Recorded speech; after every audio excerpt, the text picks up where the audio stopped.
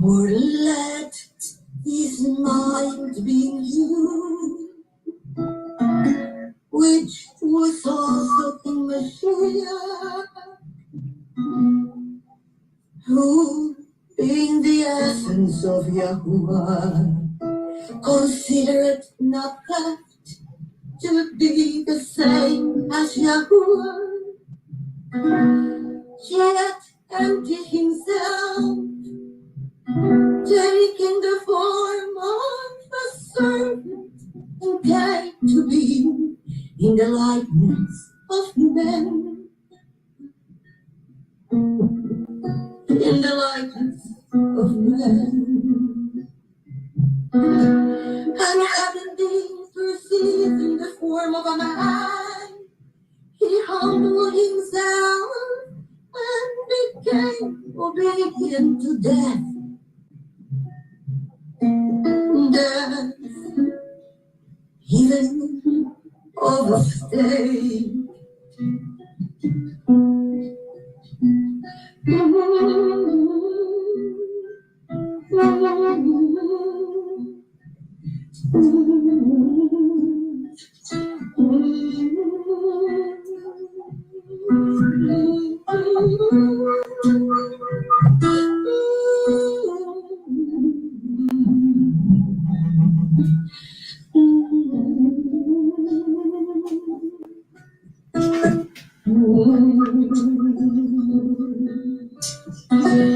Yahuwah therefore has highly exalted him and given him the name which is above every name, that on the name of Yahusha every knee should bow, of those in heaven and of those on the lands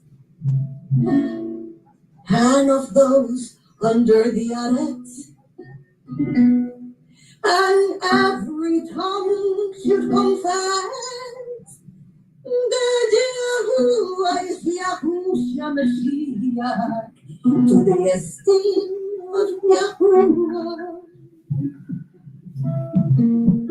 Of Yahuwah, the Father.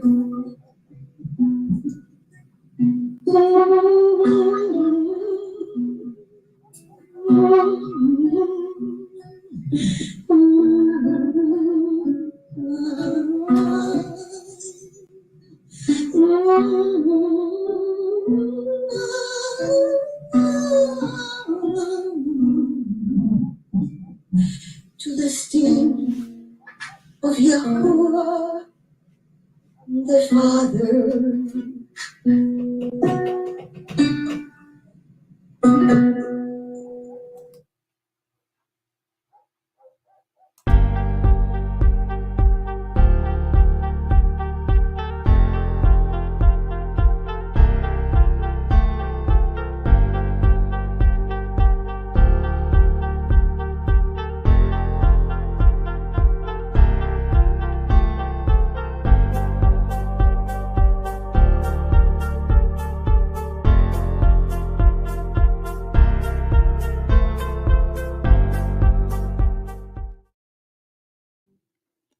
Hear, O Yisrael, Yahuwah, our Elohim.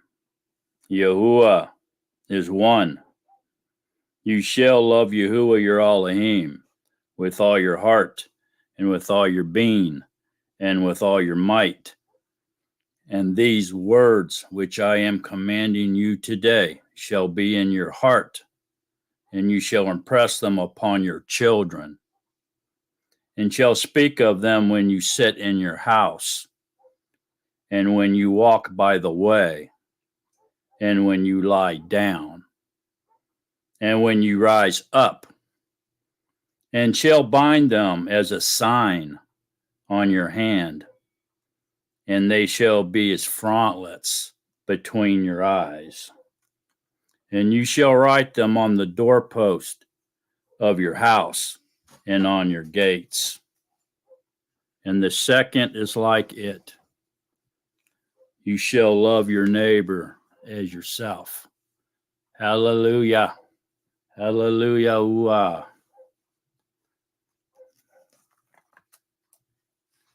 Shabbat shalom, everybody.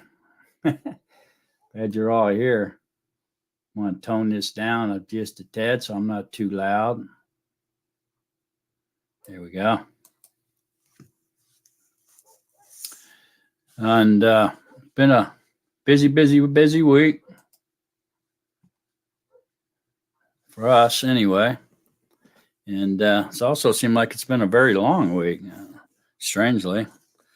And we're happy it's Yom Shabbat. It's a delight for us, and we always look forward to Yahuwah's rest so we can spend time together as a family, mishpacha, and we can all congregate and rejoice together, study about Yahuwah, gain more knowledge about Yahuwah, and learn more and more about him every week.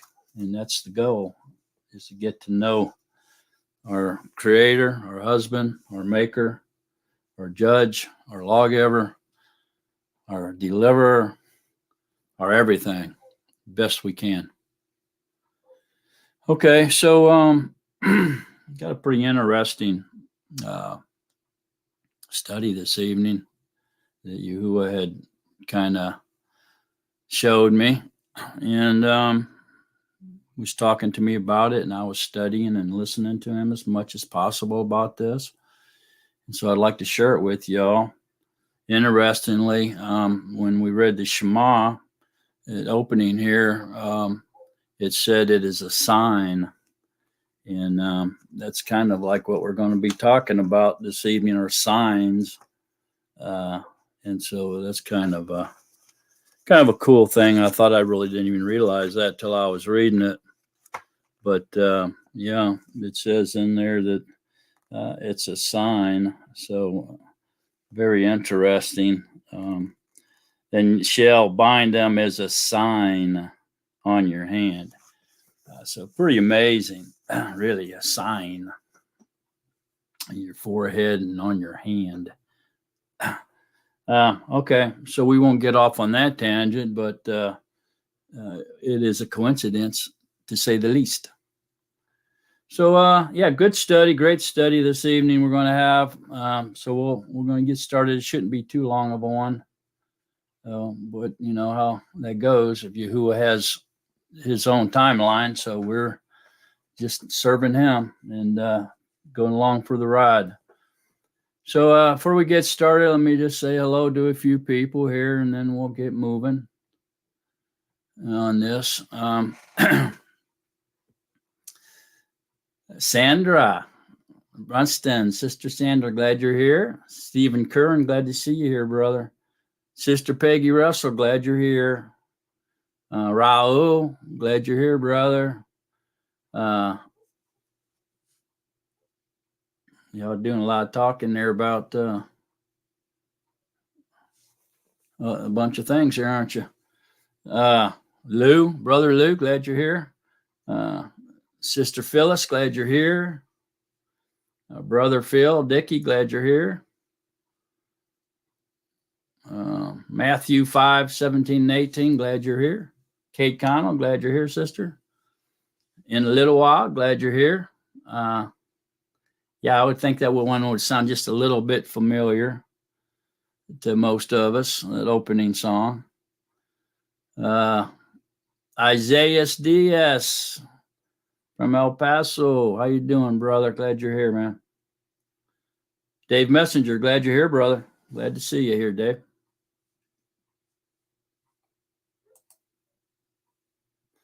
All right, and there's my greeting to all of you, to y'all, and Shabbat Shalom, beloved of Yahuwah. Okay, go ahead and get started here now. This is, like I say, kind of like signs. There's a ton of signs in Scripture. It's amazing stuff. I just love reading about it, and it's mostly about the things that Yahusha did.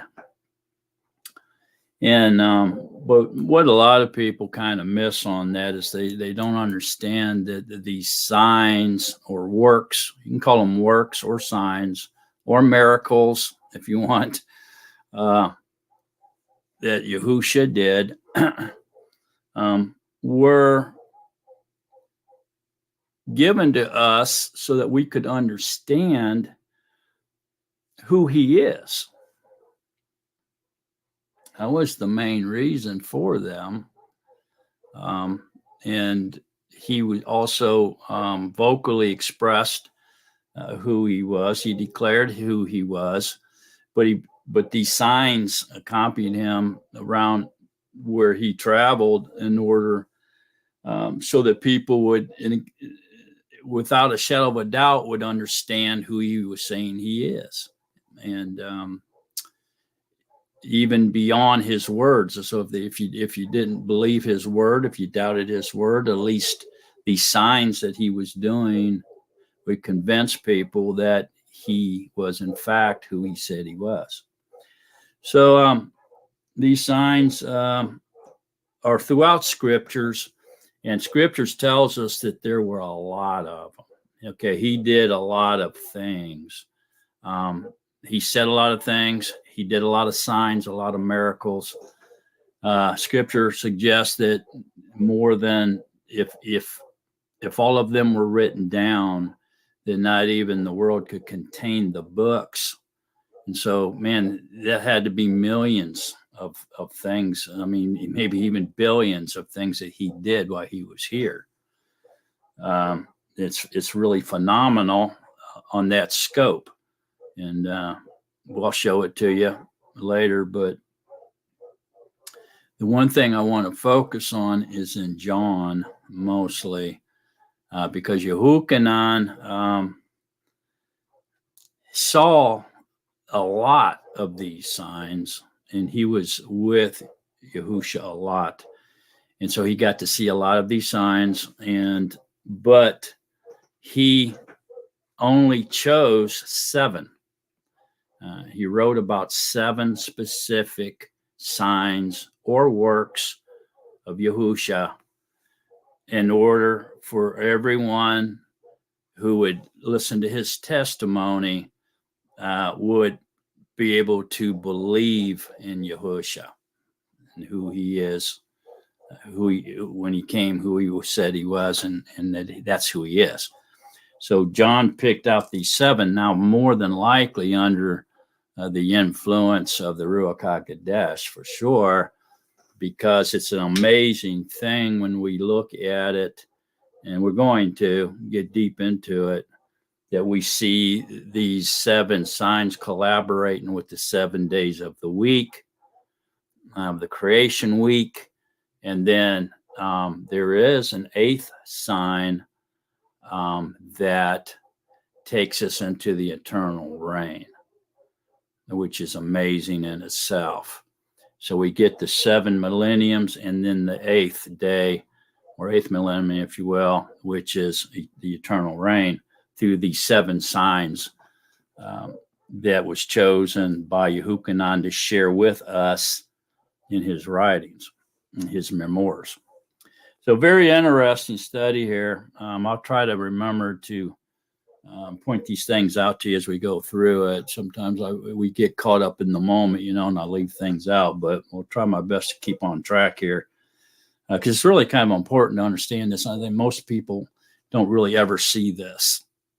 Okay. And so you may want to kind of pay a little bit closer attention to this evening's study than normal, because, or at least rewatch it later. If you would like, type of person that likes to go into the chat room and talk to other members, I can understand.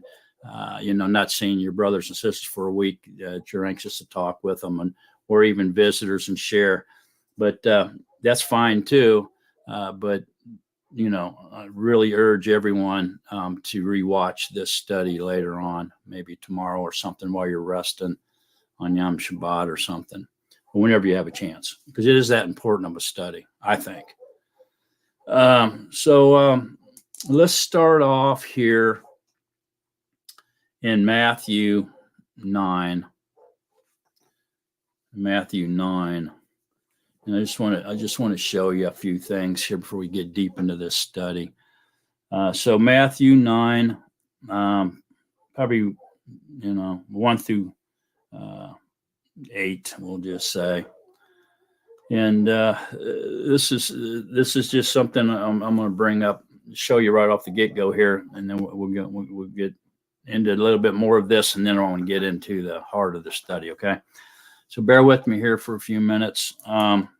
Matthew 9, 1 through 8. And entering into a boat, he passed over and came to his own city. And see, they were bringing to him a paralytic, or a paralyzed man, lying on a bed. And Yahusha, seeing their belief, said to the paralytic, or the paralyzed man, "Take courage, son. Your sins have been forgiven." So here we see that Yahusha didn't hesitate to forgive sins. All right, there's several different passages in Scripture that we find that Yahusha was forgiving sins. And this in itself is amazing that he was able to do that. Why? Because everyone knows that only Yahuwah has the power to forgive sins. And so that itself is quite amazing. And see, some of the scribes said to themselves, "This one blasphemes." And Yahusha, knowing their thoughts, said, "Why do you think wicked thoughts in your hearts? For which is easier to say, 'Your sins have been forgiven,' or to say, 'Arise and walk'? But in order for you to know that the Son of Adam possesses authority on earth to forgive sins," he then said to the paralytic, or the paralyzed man, "Rise, take up your bed and go to your house." So even though forgiving sins was an amazing thing that was witnessed, they were witnessing Yahusha do, Yahusha clearly points out that what's harder, to heal someone who's been paralyzed or to forgive a sin, right? And so literally then minded, of course, they were, forgiven, as somebody said, forgive your sin could be considered blasphemy, but not a miracle to them, not a sign or a miracle. Okay. And so we're not going to see this forgiveness of sins that Yahusha did in Yehukhanan's testimony, even though it's a great thing to understand. Okay. But what we are going to see is him healing a paralyzed man is one of the signs. Okay. And so why?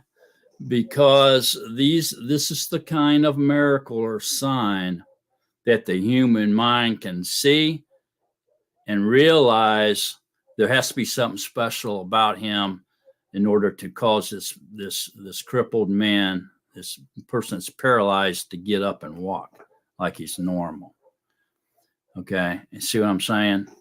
Forgiving sins is very powerful as well, but it only brings up deceit and betrayal and doubt and everything in people's minds, and they even accuse him of operating through the devil and stuff like this, through some of these miracles. But the physical miracle is much easier for our human minds to cope with than just forget your sins are forgiven, because they could say, oh, he's lying or he's blaspheming, right? Easily. They can cover that. So if you see what I'm saying, picking up what I'm laying down on that one. So he rose up, went into his house, and when the throng saw it, they marveled and praised Elohim, who had given such authority to men. Okay. So so we can see that now there's another miracle type thing that we read quite often in scriptures that Yahusha was doing as well. And that was when he was chasing out demons or healing demon-possessed people. All right. But that's not going to be one of the signs either. But we have to, and this kind of goes along with forgiving sins. People can say, oh, they're just acting like that, or he must give him money to play along with that, whatever. The humans' minds or human beings can take that and they can abuse that any which way they want to. But when they see something physical happen, they can't. They don't have words to explain that. They can only doubt it. They can pretend like it didn't happen. They can be in denial about it. But if they see it with their own eyes, especially with other people, they can't talk their way out of that easily. Okay, so we'll see that when we get into the 7 signs and even the 8th, you're going to see that these were very obvious miracles that they couldn't talk their way out of anytime soon. Okay, and then this is why I'm bringing this up, so that we can go into this study, with this in mind. So Matthew 12, then 22 through 34. Then they brought to him one who was demon-possessed, blind and dumb. So he was demon-possessed. He was blind and dumb. He couldn't see or hear. And he healed him, so that the blind and dumb man both spoke and saw. And all the throngs were amazed and said, is this the son of Daud? But when the Prushim heard it, they said, this one does not cast out demons except by Baal-zebub, the ruler of the demons. And Yahusha knew their thoughts and said to them, every reign divided against itself is laid waste, and every city or house divided against itself shall not stand. And if Shaitan cast out Shaitan, he is divided against himself. How then does his reign stand? And if I, by Beelzebub, do cast out demons, by whom do your sons cast them out? Because of this they shall be your judges. But if I cast out demons by the Ruach of Elohim, then the reign of Yahuwah has come upon you. But if I cast out demons by the Ruach of Elohim, then the sign of Yahuwah has come upon you. Notice they're not bringing up that he was blind and dumb. He couldn't see and he couldn't speak. Right? Notice that? They're just bringing out the demon possession. Why? Because they can argue against that. They can say, oh, you're just, they're going along with you, or if you did do it, you did it through Satan, blah, blah, blah. See that? They're not bringing up the blind and the dumb part. They're leaving that alone because they can't touch it. And so the 7 signs are going to be those type of signs that John Yehukanan chose to portray or demonstrate the divinity, lacking any other word, divinity of Yahusha and who he is. All right. Or how is one able to enter a strong man's house and plunder his goods, unless he first binds the strong man, and then he shall plunder his house? He who is not with me is against me, and he who does not gather with me scatters abroad. Because of this I say to you, all sin and blaspheme shall be forgiven men, but the blaspheming against the Ruach shall not be forgiven men. That's the unforgivable sin. To give credit the work of the Ruach HaKodesh to a demon or to a man or anything else other than you. And whoever speaks a word against the son of Adam, it shall be forgiven him. And that's the flesh. The son of Adam always references the incarnation, the fleshly body. It shall be forgiven him. But whoever speaks against the Ruach HaKodesh, it shall not be forgiven him, either in this age or in the age to come. Either identify the tree is good and its fruit is good, or else identify the tree is rotten and its fruit rotten. For a tree is known by its fruit. Brood of adders, how are you able to speak what is good, being wicked? For the mouth speaks from the overflow of the heart. So there you go. So you see now, the point that I'm making here is that, and you're going to see it, is why out of all the miracles that Yahusha did, all the signs and works and everything, why he chose the 7 that he did. Okay. All right. So let's get a look then at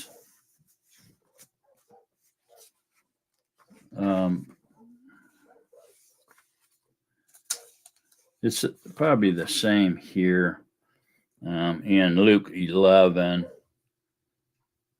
13 through 20. But we'll read it just to see what it says, okay? So here we go. Luke 11, 13 through 20. This is another casting out demons and an exorcist type deal, miracle sign. If you then, being wicked, know how to give good gifts to your children, how much more shall your Father from heaven give the Ruach HaKodesh to those asking him? That's one way to get the Ruach HaKodesh, is by asking. Another way of getting the Ruach HaKodesh is by believing in the power of the blood of the Lamb of Yahuwah. And another way of getting the Ruach HaKodesh is by obeying. He gives it to those who obey him. Okay. So in this instance, those asking him. And he was casting out a demon, and it was dumb.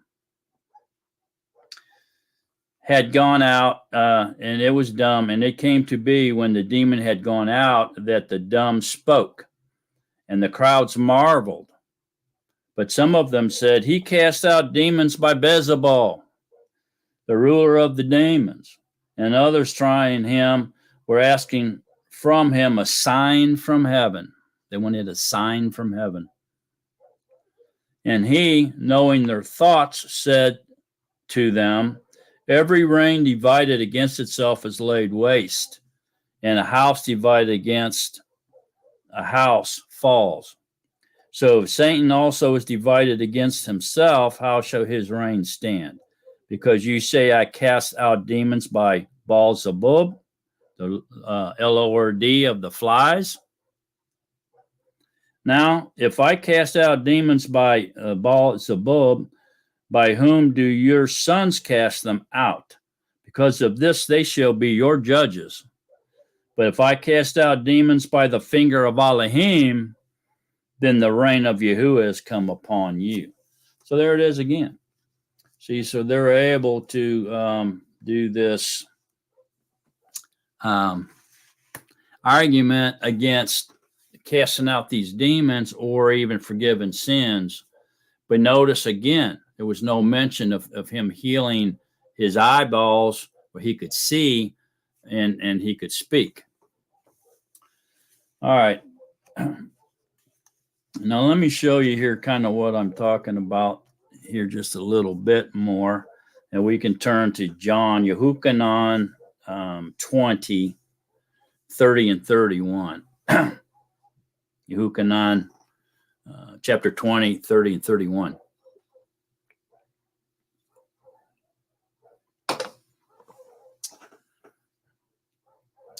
There were indeed many other signs. Okay, so we're going to concentrate on the 7 and the 8th. Okay, which will understand it more when we get there. But here's proof that there were many other signs. Okay, there were indeed many other signs that Yahusha did in the presence of his pupils, which are not written in this book. But these have been written so that you believe that Yahusha is the Mashiach, the son of Elohim, and that believing you might possess life in his name. So this indicates here to us when it's saying here, indeed, many other signs that Yahusha did, right? It's indicating that the author here, which is Yahuchanan,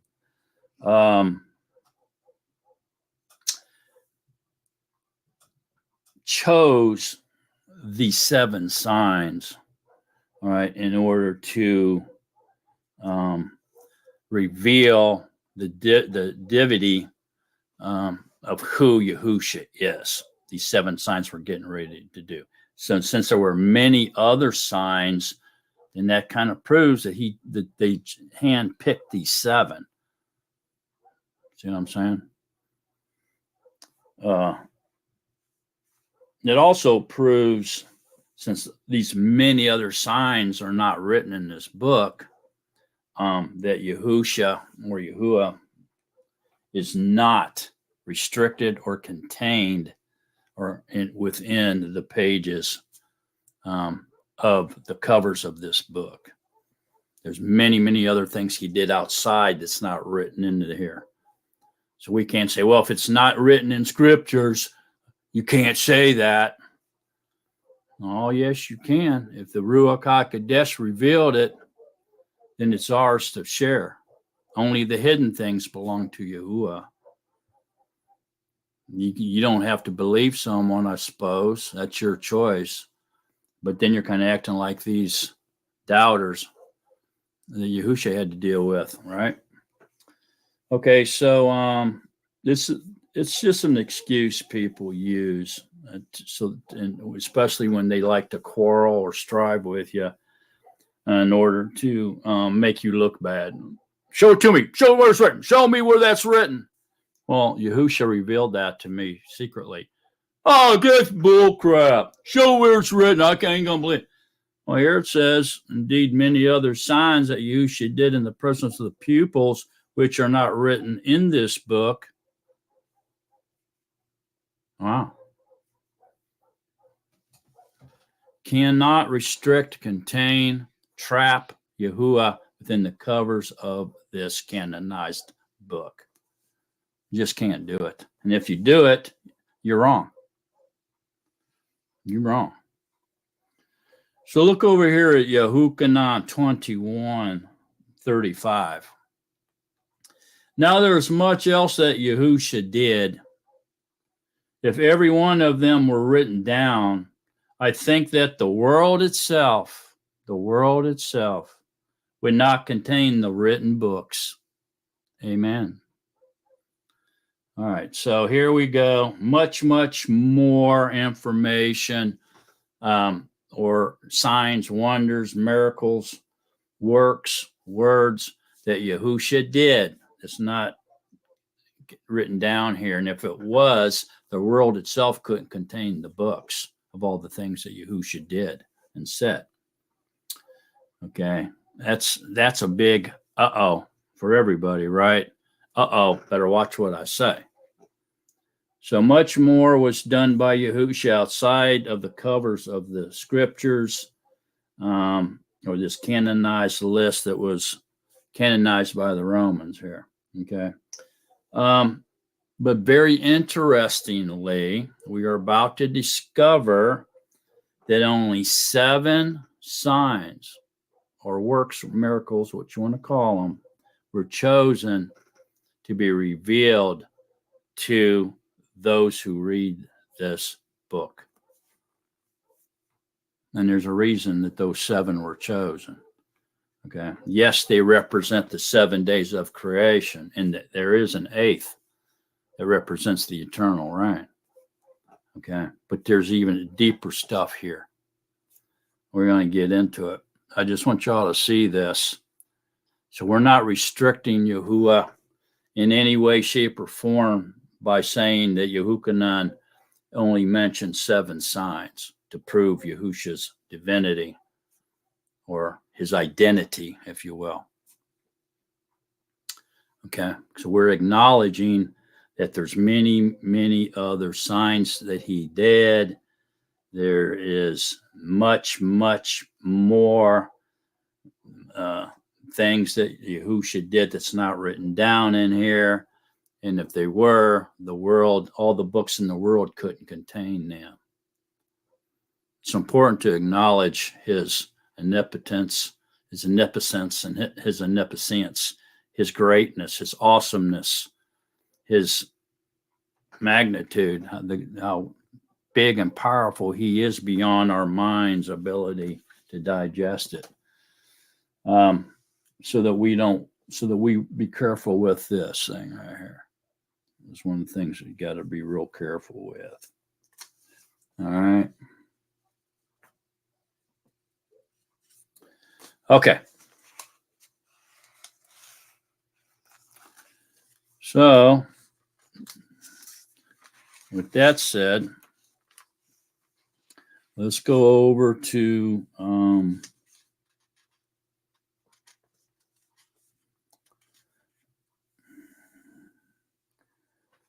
let's go over here and look at John 14.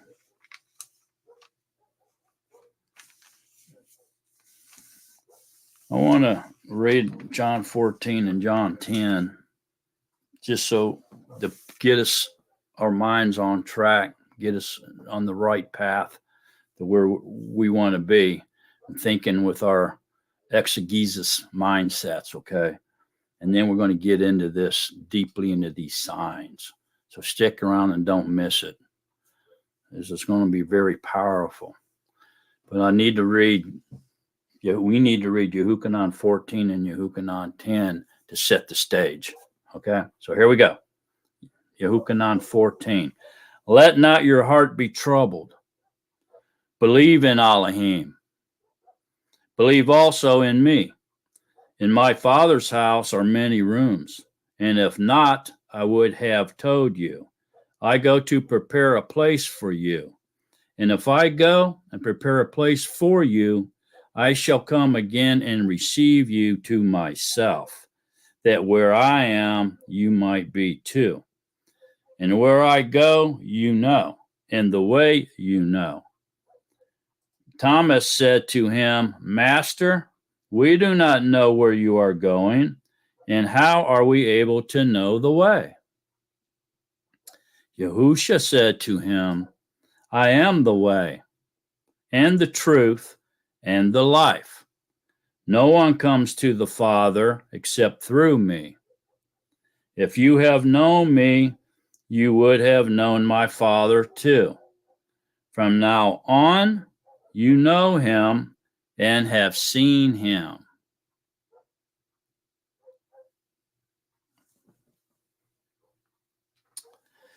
Philip said to him, Master, show us the Father, and it is enough for us. Yahusha said to him, Have I been with you so long, and you have not known me, Philip? He who has seen me has seen the Father.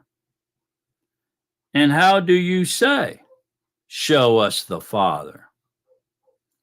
Do you not believe that I am in the Father, and the Father is in me?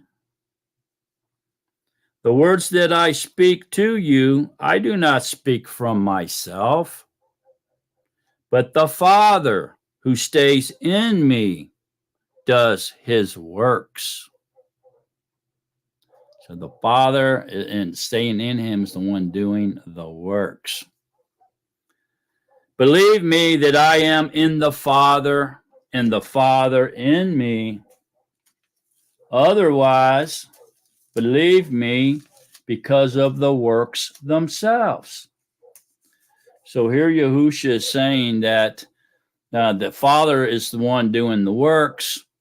Okay, if you don't believe me that I'm the Father, at least believe because of the works themselves. Why? Because no human being, no man ever that ever lived on this and walked in this dust could do the works that Yahusha did. That actually the Father did while he was in his fleshly body, while he was incarnated. No man can do these things. And what we're going to see is that these 7 things plus one more, really 8, but 7, cannot be done and cannot be by a man and cannot be denied. Impossible to deny the divinity or the identity of Yahusha because of these works, because no man can do them. Only Yahuwah could do these. No flesh can do them. Okay, and that's why they're extremely important, these 7 signs that were chosen. Okay, out of many, many, many signs that he did, right? Truly, truly, I say to you, he who believes in me, the works that I do, he shall do also. And greater works than these he shall do, because I go to my Father. And whatever you ask in my name, that I shall do, in order that the Father might be esteemed in the Son. If you ask whatever in my name, I shall do it. If you love me, you shall guard my commands. Okay, so here he's revealing that. You may have already noticed it, but it's when you have the Ruach, you've been grafted into Israel, and you've been immersed with the Ruach HaKodesh, which only Yahusha can immerse you with, then now you have the creator of the Shemayim and the Eretz indwell in you. You have become his body now, his temple. Okay. And so what he's saying here is the same as in him. Yahuwah is the one that does the works. Yahuwah can do the works through any chosen vessel he chooses to do his works through, just like he did Yahusha. Okay. And this is what he's saying here. He who believes in me, the works that I do, he shall do also, because you're going to be immersed by the Ruach HaKodesh, and the Ruach HaKodesh can do whatever he wants through his chosen vessel, whichever one he chooses. Here's the thing. This is pretty obvious up to this point, that who Yahusha is proclaiming to be. Okay, he's proclaiming to be the Father, Yahuwah himself, inside of this manifestation or this incarnation. It's obvious that this is what he's saying. They wanted to kill him for saying that he was the Father many, many times. So what's going on here? Well, he's doing this in such a way that it can only be revealed who he is to those who he chooses to reveal it to. So if you have in doubts that Yahusha was the Father, then the obvious would be that Yahusha is not chosen to reveal himself to you. It's just really that simple. So when he speaks and I read these words, I have no problem understanding what he's saying. He's the Father incarnated. Many people have a problem. They don't get that. Their minds refuse it. They reject it. And they continue to think along the lines of humanity, father, mother, and children, son, So he has to be the son. And then, of course, the mother was an earthly mother, and he had a spiritual father, and then he's a separate deity, and they get all tangled up, and it's like a spider web, right? Before you know it, they're believing in a Trinity or a triune, God, or whatever. They're forgetting the first and greatest command, that Yahuwah is one. So it's obvious here that Yahusha speaks in a way that he chooses to speak in order to reveal himself to those who he has chosen to know him, and to hide himself, his true identity, from those who he doesn't choose to reveal himself to. And this is why he speaks the way he's speaking.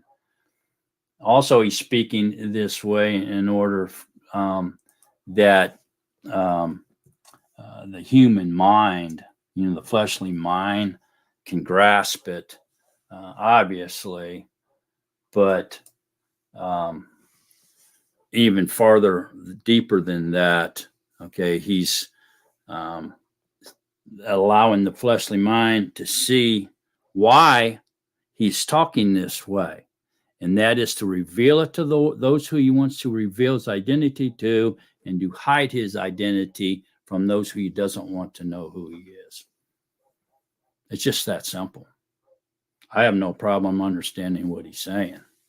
And I know there's a lot of you people out there the same way, that feels the same way.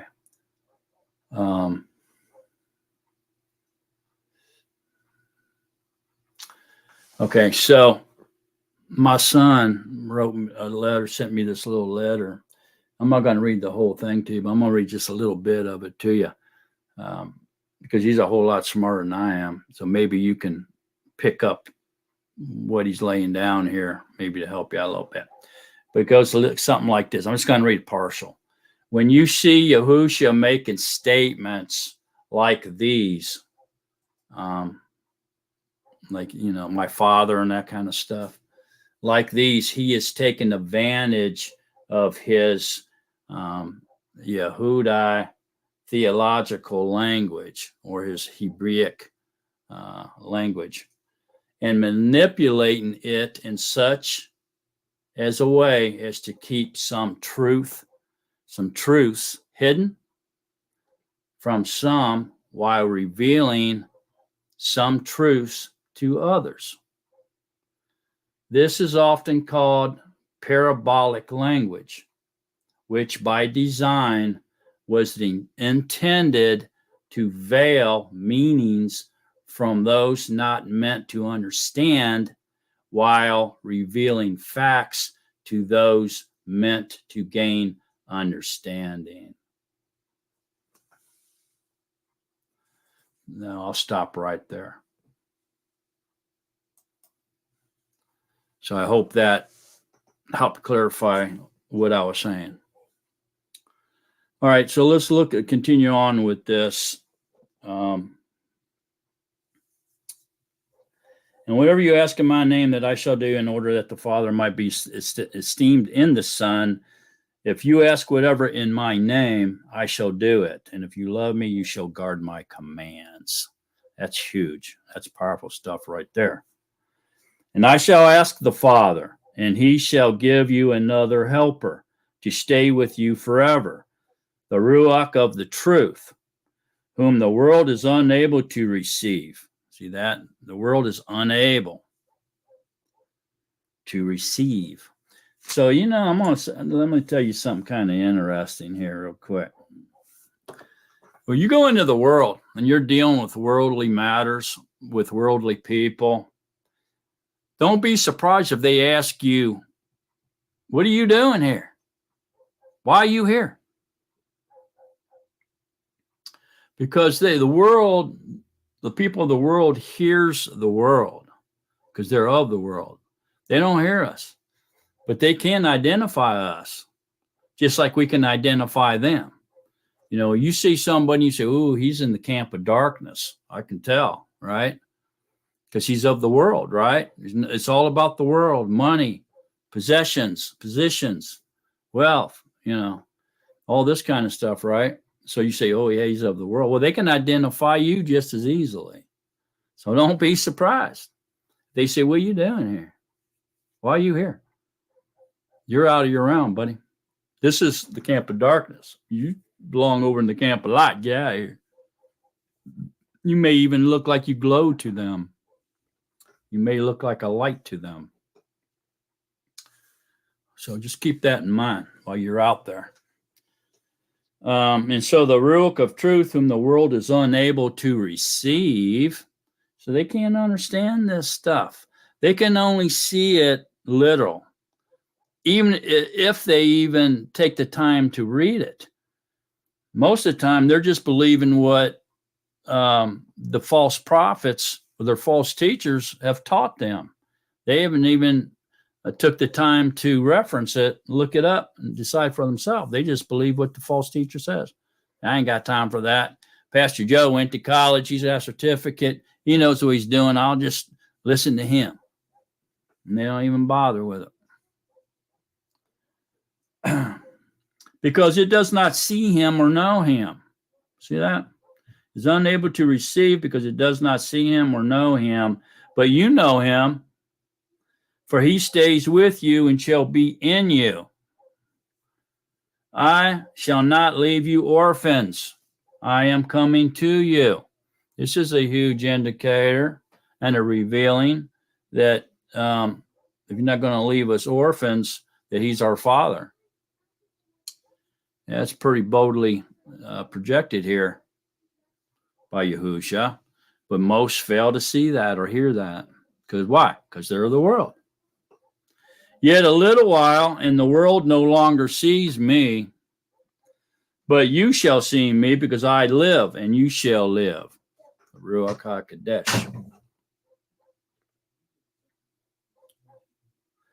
In that Yom you shall know that I am in my Father, and you in me, and I in you.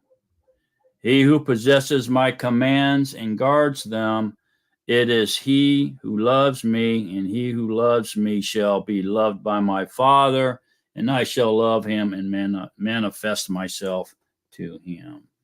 So I in my Father, everything's in the Father. In order to sustain life, you have to be in the life giver. You have to be in the light. If you're outside of the Father, you can't survive. Everything that lives and breathes, that anything was created out other than Yahuwah, is the only thing that is self-existing, has to be in him to exist, or to be, especially to be alive and breathing. Okay. And you and me, and you in me, and I in you.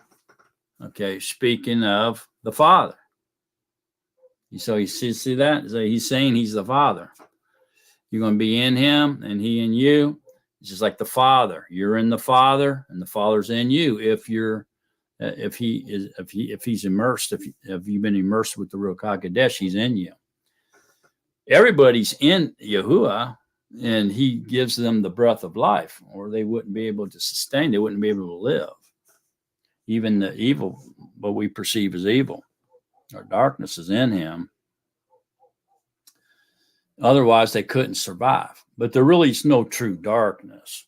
Evil is called darkness, just like good is called light, but it's not true darkness. It's really not darkness, it's just lesser light.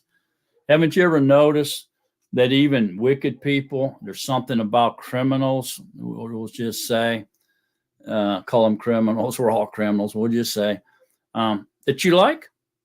Yeah, there's something about everybody I've ever met, something about them I liked, from the worst of the worst to the goody-goody two-shoe people. Everybody I've met, There's something that I've always about them that I've always liked. And what that was life. That's what attracts you to them. Because that life is the light, and it's Yahuwah. They have to have it. You can't survive outside of Yahuwah, no matter who you are. All right, so let's not go on that tangent. Let's get back on course here. In that Yom you shall know that I am in my Father, and you in me, and I in you. He who possesses my commands and guards them, it is he who loves me, and he who loves me shall be loved by my Father, and I shall love him and manifest myself to him. Yehuda, not the one from Quiriath, said to him, Master, what has come about that you are about to manifest yourself to us and not to the world? Yahusha answered him, If anyone loves me, he shall guard my word, and my Father shall love him, and we shall come to him and make our home with him. He who does not love me does not guard my words. So you're not obedient to the commandments. And the word which you hear is not mine, but of the Father who sent me. This is the incarnation talking now.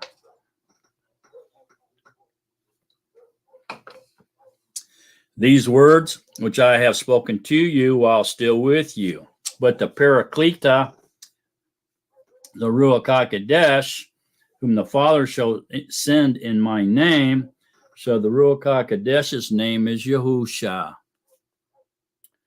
And shall teach you all and remind you of all that I said to you. And since Yahusha came in his Father's name, then his Father's name must be Yahusha.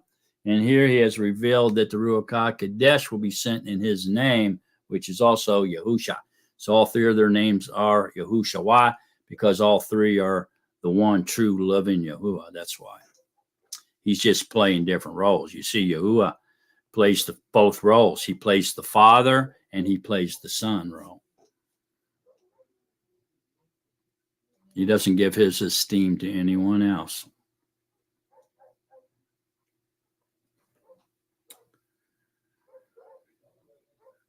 He shall teach you all and remind you of all that I said to you.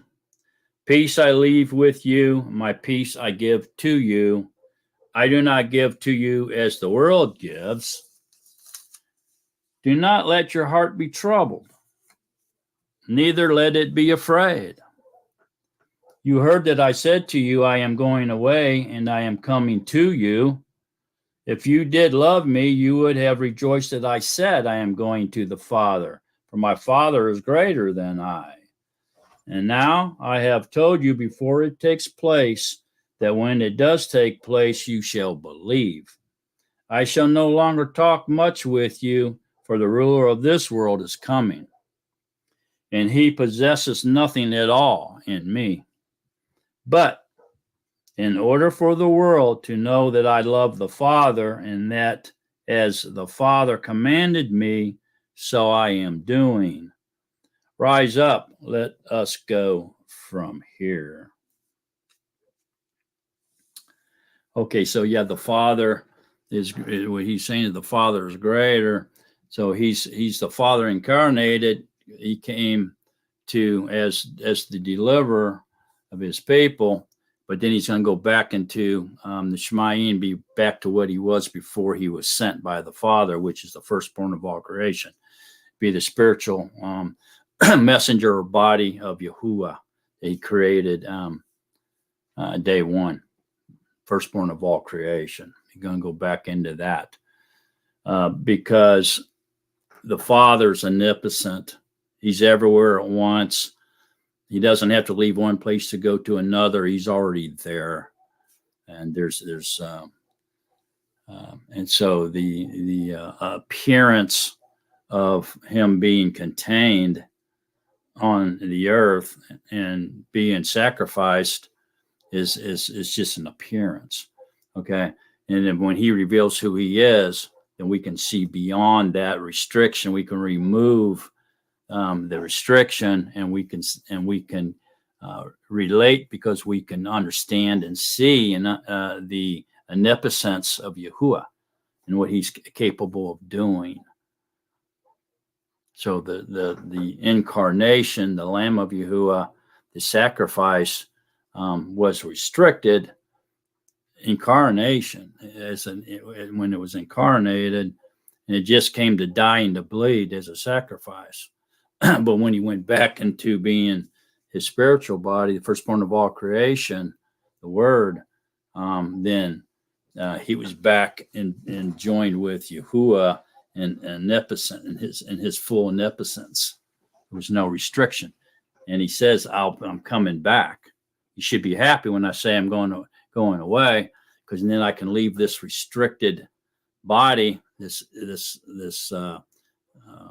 role that I'm playing as the Son will be over, and I'll come back to you as the Father's Ruach Kadesh, and I will indwell you, and I will help you, and I will be with you forever." I have no problem understanding this. Most of us don't. The ones that do, it's just Yahuwah doesn't want to reveal this to you. That's all there is to it. Okay, so John 10 now. And then we're going to get into our study of the 7 signs plus 1, the A sign. So here we go, John 10. So Bill, you'll see when we get into signs why I'm going into these different details, because it's setting the stage for us to understand what's going on here. Okay, so here we go now, John 10. Truly, truly, I say to you, he who does not enter through the door into the sheepfold, but climbs up by another way, that one is a thief and a robber. Yahusha's the door. You got to go through Yahusha. Got to go through the Lamb of Yahuwah. But he who enters through the door is the shepherd of the sheep. The doorkeeper opens for him, and the sheep hear his voice, and he calls his own sheep by name and leads them out. And when he has brought out his own sheep, he goes before them, and the sheep follow him because they know his voice. And they shall by no means follow a stranger, but shall flee from him, because they do not know the voice of strangers. Yahusha used this figure of speech, but they did not know what he had been saying to them. You see that? So he's used a figure of speech, but they just don't get it. All right. Yahusha therefore said to them again, truly, truly, I say to you, I am the door of the sheep. See, there he reveals it. All who came before me are thieves and robbers, but the sheep did not hear them. I am the door. Whoever enters through me, he shall be delivered, and I shall go in, and I shall go out and find, and shall go in and shall go out and find pasture. The thief does not come except to steal and to kill and to destroy. I have come that they might possess life, and that they might possess it beyond measure.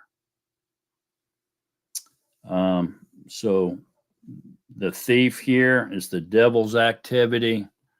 And then, of course, that they might possess it beyond measure, possess life, is Yahusha's activity.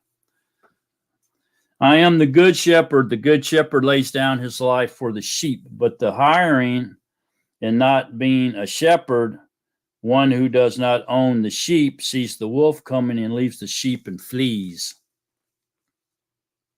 Because he is a hireling and is not concerned about the sheep. I am the good shepherd, and I know mine, and mine know me.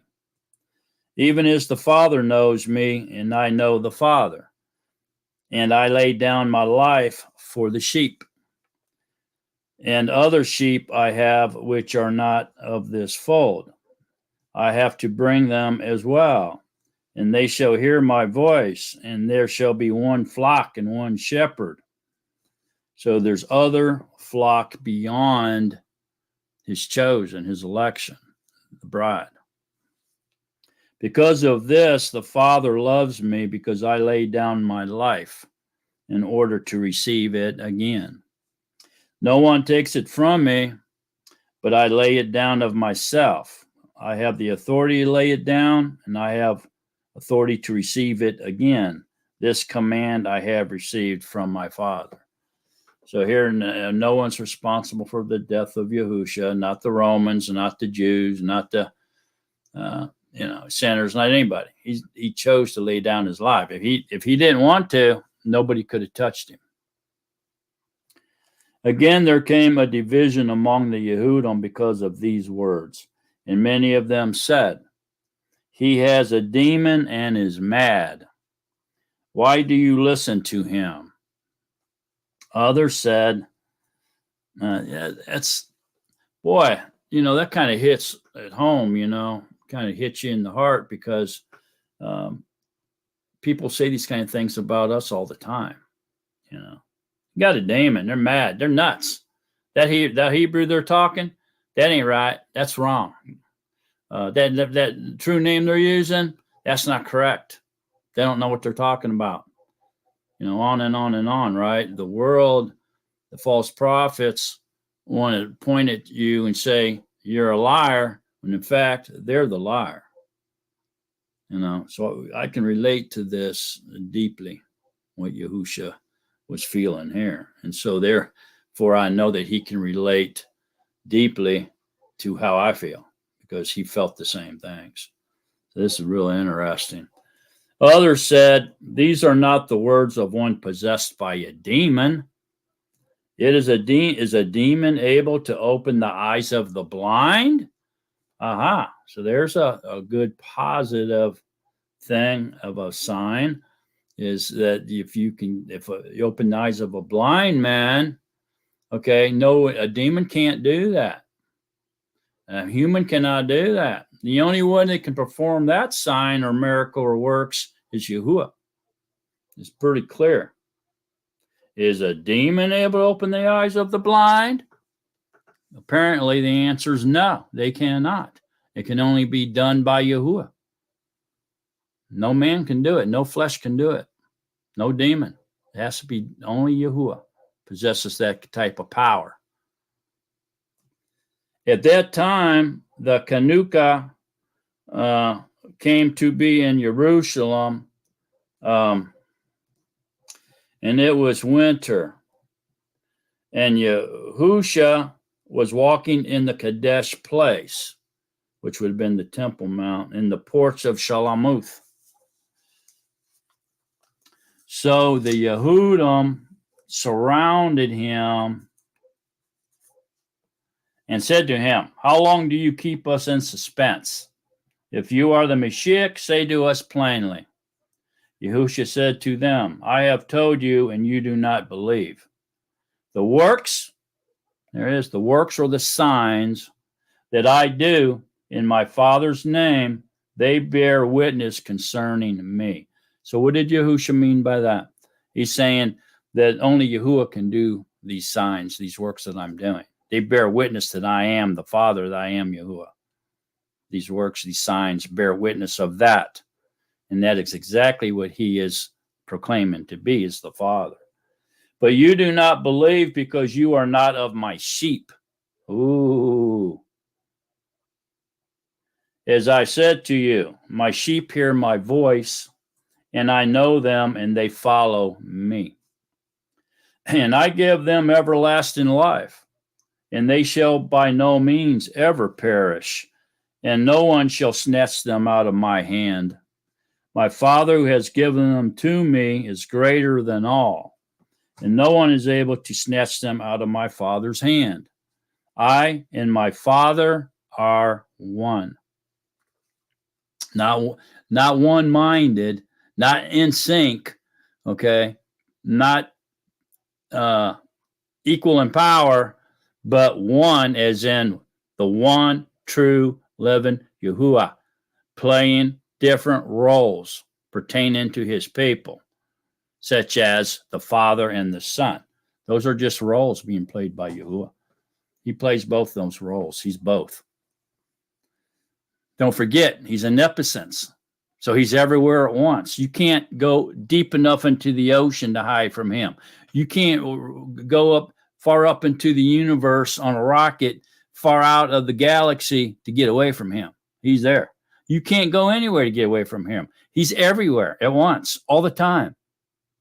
He can be the Father and the Son, and he can be 10,000 other manifestations all at once, anywhere in existence he wants to be. And there's nothing we can do about it. So get used to it. He's omnipotent. He's capable, man, of doing all these things at one time. Again, the Yehudim picked up stones to stone him. Why? Because he was claiming to be Yahuwah. That's why they wanted to kill him. Because all they could see from their cardinal mind and their cardinal eyes, it was only programmed to see flesh. And so all they could see was the flesh standing in front of them. Oh, he can't be Yahuwah. He bleeds. I see him. He's in the flesh. Again, the Yehudim picked up stones to stone him. Yahusha answered them, many good works I have shown you from my Father. So many good works I have shown you from my Father. Because of which of these works do you stone me? So there he's telling you that right here again, that it's Yahusha, Yahuwah doing the works. Only Yahuwah can do them. Nobody else can do them but him. The Yehudim answered him, saying, we do not stone you for a good work, but for blasphemy, and because you, being a man, make yourself Elohim. See, there it is. They could only see the fleshly body standing in front of them. They couldn't understand that Yahuwah was incarnate, standing in front of them in that fleshly lamb, that body that was sent to die for the world, sins of the world. They didn't understand that was Yahuwah doing it, incarnating himself and doing it. That was his right arm, was the body of Yahusha. He sent his right arm delivered for him. Okay. They couldn't see it. They could only see the flesh. They didn't understand how powerful Yahuwah was. In other words, he wasn't just contained or restricted in that body of flesh. He was sustaining all of them. They were breathing to get him in and out, the breath of life. He was in everything. He was everywhere, and he knows everything all the time. Never has to leave one place to go to another. He was right there. Yes, in Yahusha, but everywhere else as well. You cannot contain Yahuwah into one place. He can just manifest himself in any form, shape that he wants to at any given time, in one place or a billion places, all at the same time. He can do what he wants. He's Yahuwah. We got to get that through our thick skulls. Yahusha answered them, is it not written in your own Torah? I said, you are Elohim. If he called them Elohim, to whom the word of Elohim came, and it is impossible for the scripture to be broken, do you say of him whom the Father set apart and sent into the world, you are blaspheming because I said I am the son of Elohim? If I do not do the works of my Father, do not believe me. So there you go. In other words, you're seeing flesh. You're saying that I'm a man making myself to be Elohim. Okay, but if I'm not doing the works of my Father, don't believe me. A man can't do these works. These works that Yahusha was doing had to be from Yahuwah. Had to be. No man could do them. They were seeing him as a man. Total 100% man. No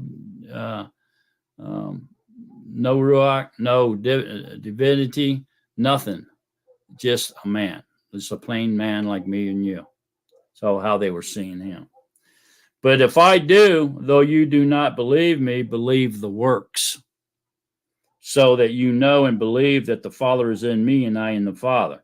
In other words, if you don't believe me because I'm telling you the truth, then you have to believe me when you see the works that I'm doing that only the Father can do. Only Yahuwah can do these things. So common sense says I have to be Yahuwah, right? This is what he was telling them. Therefore, they were seeking again to seize him, but he went forth out of their hand and went once more to the other side of the garden, to the place where Yahuchanan was immersed in it first. And there he stayed. And many came to him and said, Yahuchanan indeed did no sign. Yahuchanan the immerser, did no sign. He can't. No man can do the things that he did. Only Yahuwah can. Yet all that Yahuchanan said about this man was true, and many believed in him there. See that? Yahuchanan did no sign because he couldn't. He was powerless to do those signs unless the Ruach HaKodesh indwelled him and did them through him. But he did no sign, proving that he was simply a man. Yahusha did many signs,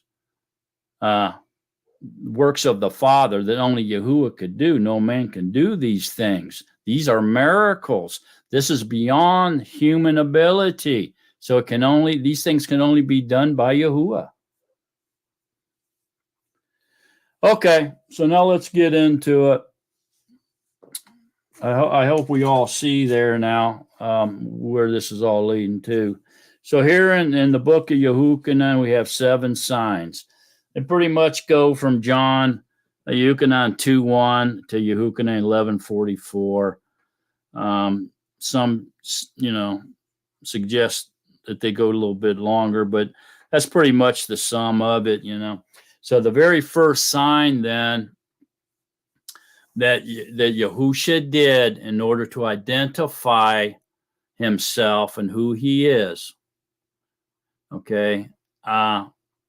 was changing water to wine.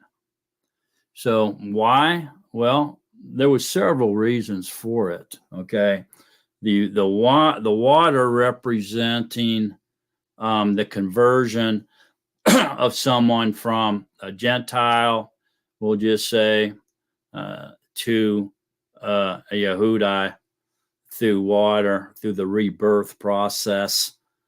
They saw it as a rebirth process, coming back out of the water, of the mother's womb, breaking up out of the water and being reborn again as a Jew or a Yehudi or Gentile. Okay, this was what they were doing. And then also there was ceremonial cleansing with water, such as a woman after her monthly period that she would have to do that before she could go back to her husband, and before they could get married. There was cleansing ceremonies done with water. Okay, so up to this point, that's what they were doing. And then, of course, the immersion, Yahuchanan's immersion, which was for remission of sins or for a covering, temporary covering of sins, unintentional sins, that they could be covered until the true ceremony, the blood of the Lamb came that could blot out their sins permanently. Not only unintentional sins, but even intentional sins. So it was amazing, powerful blood. Okay, so the water to the wine is suggesting or symbolizing this conversion from water over to being cleansed with the blood, the wine being the blood of the Lamb of Yahuwah, Yahusha's powerful blood, perfect blood. Okay, so we can see that as a representing that. It also is a miracle or sign that one of the 7 signs that Yahuchanan chose to share with the reader so they could believe in Yahusha and who he was, and because no man could do this. So this was far beyond forgiving sins or running, chasing out demons, and a bunch of other different signs and wonders and works that Yahusha did, because it was pretty well accepted and acknowledged that no man could do this. The only way they could change water to wine would be Yahuwah. Okay, so this is the first sign. So let's read it. And on the third Yom, it's in chapter 2, 1 through 12, we'll read. So, and on the third Yom, there was a wedding in Cana of Galilee, and the mother of Yahusha was there. And both Yahusha and his pupils were invited to the wedding, because they were all from that area. There was an upper Galilee, a lower Galilee, and the Sea of Galilee, all there, right?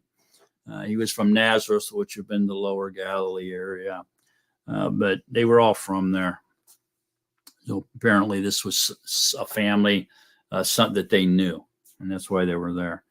And both Yahusha and his pupils were invited to the wedding. And when they were short of wine, the mother of Yahusha said to him, "They have no wine." And Yahusha said to her, "Asha, what is that to me and to you? My hour has not come yet," meaning that he has not shed his blood yet. Okay, so the conversion has not taken place yet. Okay, he was talking over Mary's head, over his mother's head. His mother said to the servants, "Do whatever he says to you," which was kind of like, sounded to me like a little bit of an attitude there. She was a little bit ticked off at him saying that to her. It was over her head anyway. And there were 6 stone water pots standing there according to the mode of cleansing of the Yehudim. This is water to use for cleansing purposes that we just discussed. Each holding 2 or 3 measures. Yahusha said to them, "Fill the water pots with water," and they filled them up to the brim. And he said to them, "Now draw out and take it to the master of the feast." So they took it. But when the master of the feast had tasted the water that had become wine and did not know where it came from, though the servants who had drawn the water knew, the master of the feast called the bridegroom and said to him, "Every man at the beginning sets out the good wine, and when they have drunk, then that which is poor. You have kept the good wine until now." This, the beginning of the signs. See that? This is the beginning of the sign. So this is the first sign, turning water to wine, that they chose to reveal to the readers to identify who Yahusha is. This, the beginning of the signs Yahusha did in Cana of Galilee, and manifested his esteem. And his pupils believed in him. So there you go. I'm not going to get real deep into the spiritual on this, but I'm hoping you all are picking up what I'm laying down here on this first sign. Only Yahuwah could do such a thing. No man can change water to wine. No man can change lead into gold. Only Yahuwah can do such a thing. All right, so let's go to the second sign now. So these signs, like I said, there's 7 plus 1, so there's really 8 that teaches or us and who Yahusha is. All right, so here's the second sign. We find that in Yehukanan, chapter 4. It starts in verse 46. So 4:46 through 54. Now this is the healing of the nobleman's son. Okay, and so this would be something that they can't deny, that it is a sign, a miracle, a wonder, a work that can be done by no one else but Yahuwah. All these signs are like that. So the healing of the nobleman's son here, starting in verse 46, if you will. Then Yahusha came again to Cana of Galilee, where he had made the water wine. And there was a certain nobleman whose son was sick at Kephar Nahum. When he heard that Yahusha had come from Yehuda into Galilee, he went to him and was asking him to come down and heal his son, for he was about to die. Yahusha then said to him, Master, come down before my child dies. Yahusha said to him, Go, your son lives. And the man believed the word that Yahusha spoke to him and went.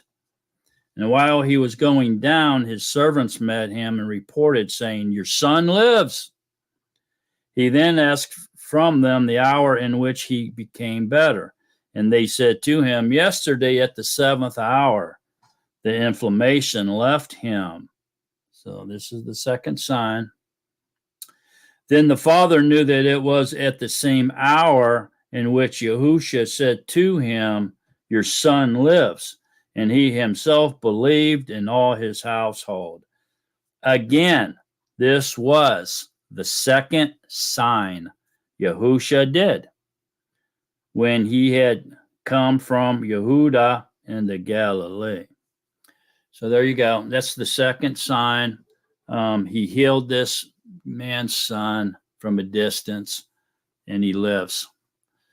All right. So only Yahuwah could do that.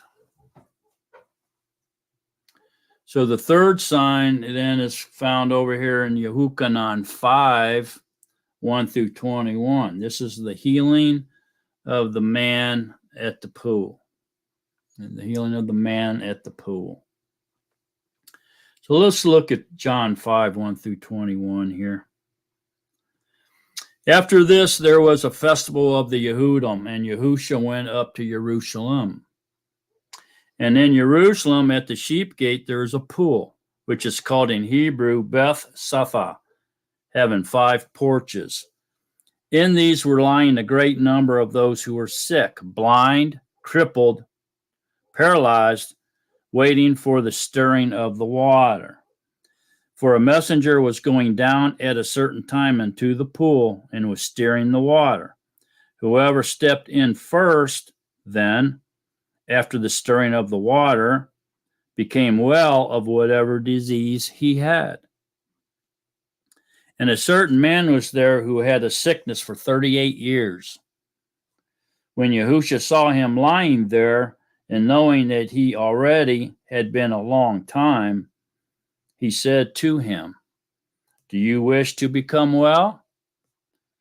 The sick man answered him, Master, I have no man to put me into the pool when the water is stirred.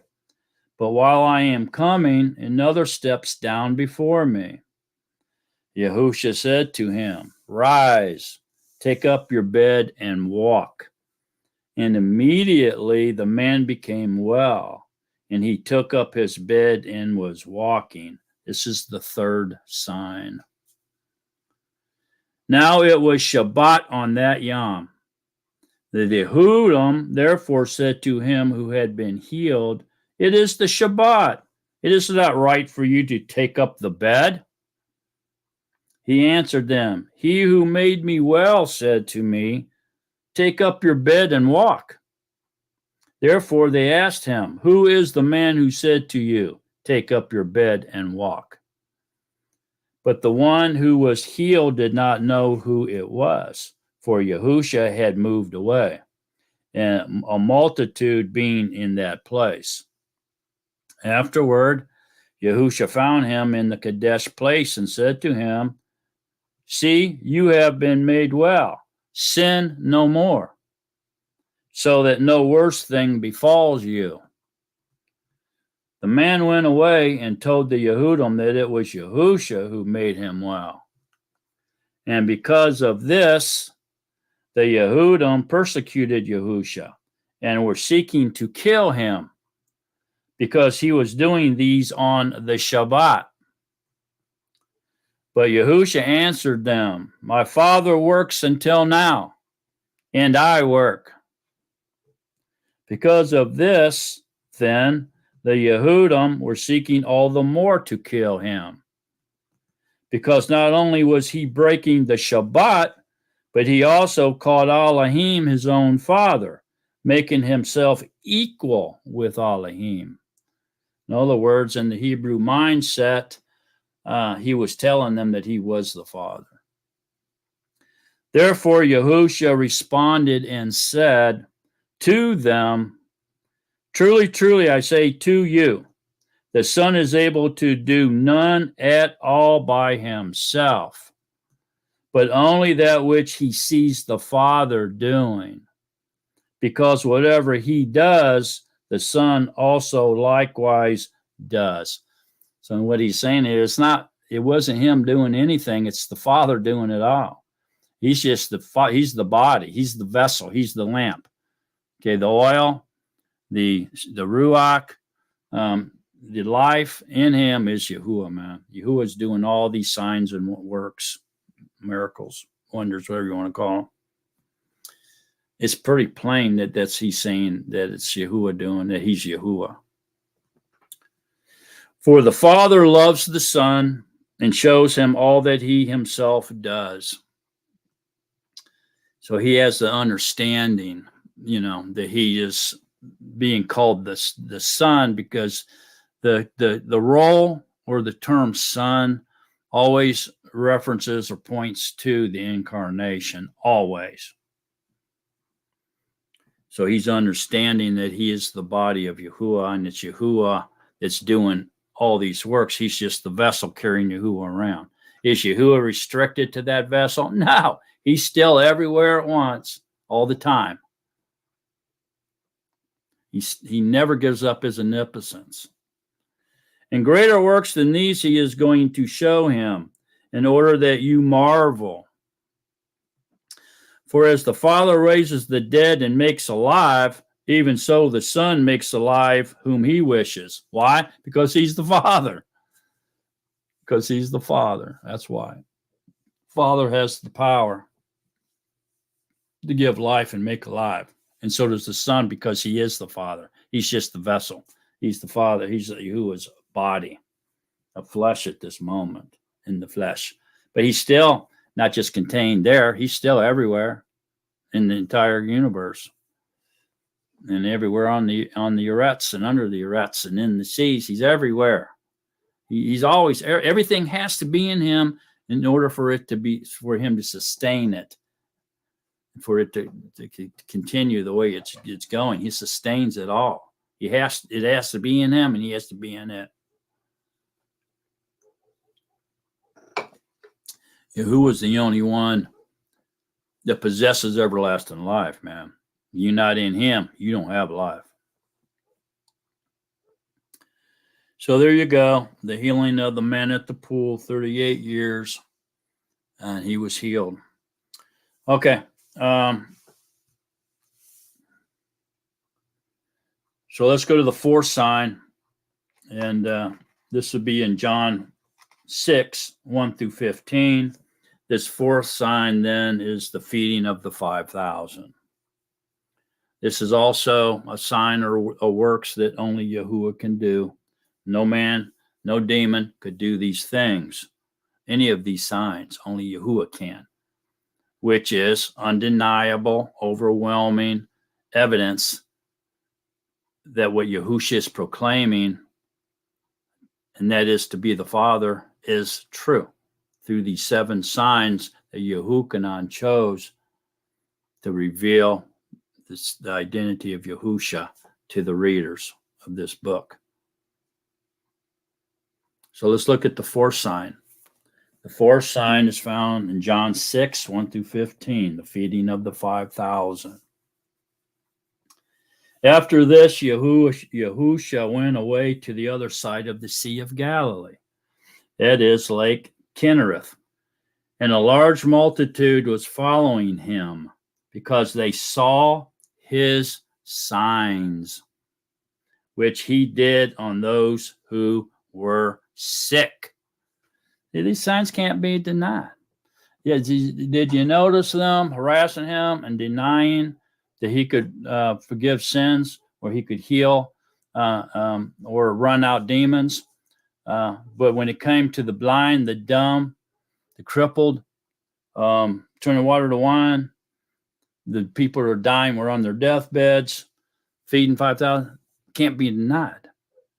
It's something that happened that cannot be messed with or denied. It only has to be accepted or denial, that they pretending like it really didn't happen, or ignoring it.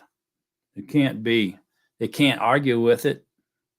Just like they didn't argue with him healing the blind and the dumb, but they argued with him chasing out the demons. You see what I'm getting at? So picking up what I'm laying down here, I hope. So here we go. And this Yahusha went away to the other side, and a large multitude was following him because they saw his signs, which he did on those who were sick.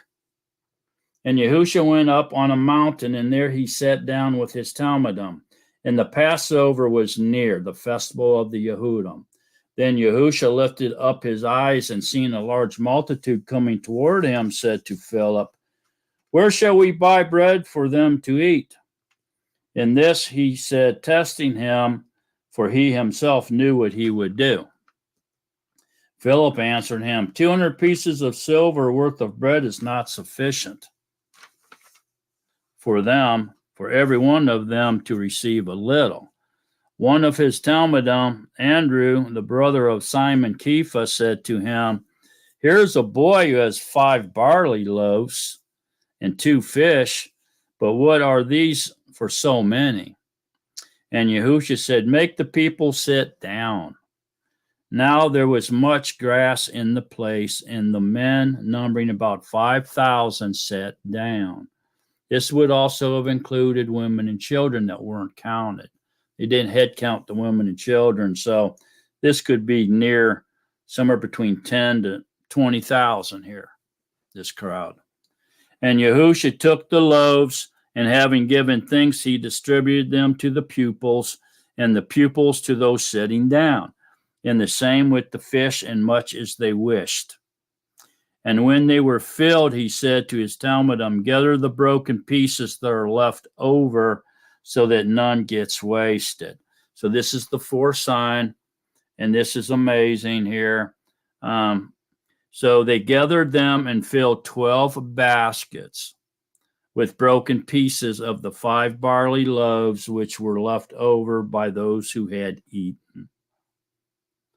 Then the men, having seen the sign that Yahusha did, this is the 4th sign, that Yahusha did, said, "This is truly the prophet who is coming to the world." Then Yahusha, knowing that they were about to come and seize him, that they might make him sovereign, withdrew again to the mountain alone by himself. Okay, so this is really truly an amazing revelation here. The loaves, the people, the 5,000, okay, that sat down. Just say there was only 5,000. All right, men, women, children. Just say that there were 5,000. Okay, so what's the point of the 12 baskets with broken pieces of bread? Okay, so when you're a sinner, you're broken, right? You're sick. Okay, so you have to be gathered, you have to be healed, and then you're given life, given a pardon back, right? Okay, so you have to eat the manna from heaven, the bread from heaven, the words of Yahuwah, the words of truth. And then you have to drink the living waters, which is the Ruach HaKodesh. So in this situation here, the spiritual insight to this is that out of these 5,000 people, only 12 people were chosen out of these 5,000. So these 12 broken pieces were gathered together so that they would not be lost. So out of the 5,000, 12,000 ate the manna from heaven. The rest of them are only eating the bread that would not give you life.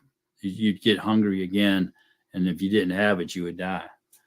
Okay, the ones that ate the spiritual bread, the manna from heaven, the words of Yahusha, were given eternal life. They're going to be in the reign of Yahuwah, which was 12 out of these 5,000. All right, so this is the fourth sign. No man, demon, anybody else could feed 5,000 people with such a small amount of bread and fish. Only Yahuwah could do that. All right, so the fifth sign here then is in this same chapter, and it follows. And this would be the walking on the water. So Yahusha walks on water, and it's from 16 to 21. Okay, so 16 to 21, John 6 is the fifth sign. So it says, and when evening came, the pupils went down to the sea, and entering into the boat, they were going over the sea toward Kafar Nakum, and it had already become dark, and Yahusha had not yet come to them, and the sea was rising because of a great wind was blowing. When they had rowed about 5 or 6 kilometers, they saw Yahusha walking on the sea and coming near the boat, and they were frightened. And he said to them, "It is I, do not be frightened."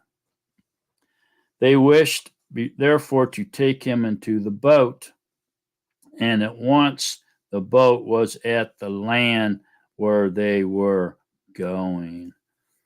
Okay, so here we go. Big miracle here, walking on water. Ain't no man can do that. Only Yahuwah could do that. And then as soon as they were trying to get him in the boat, bam, like they translated immediately to the shore.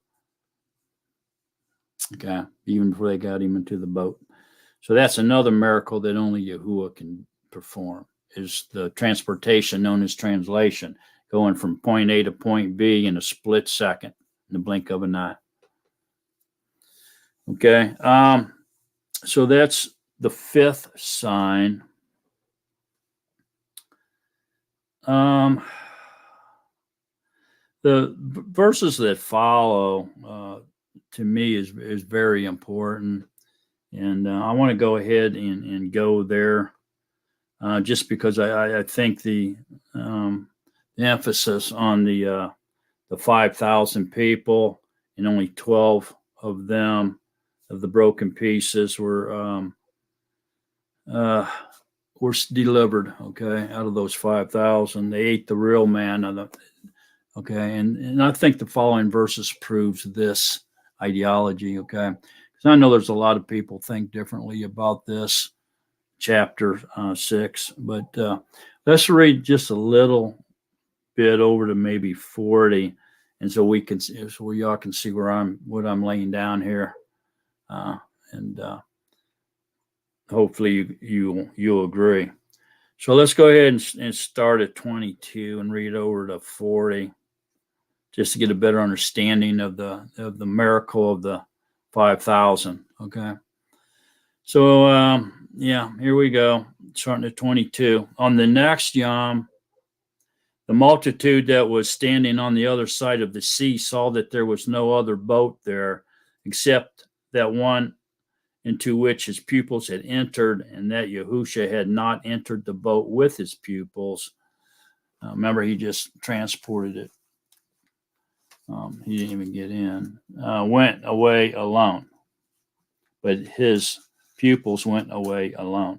But other boats came from Kinnereth near the place where they ate bread after the master had given thanks.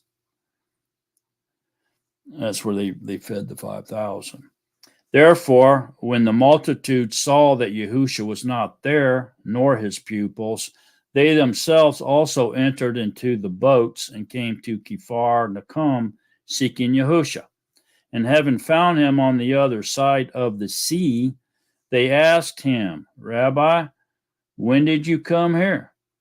And Yahusha answered them and said, Truly, truly, I say to you, you seek me not because you saw signs, but because you ate the loaves and were satisfied.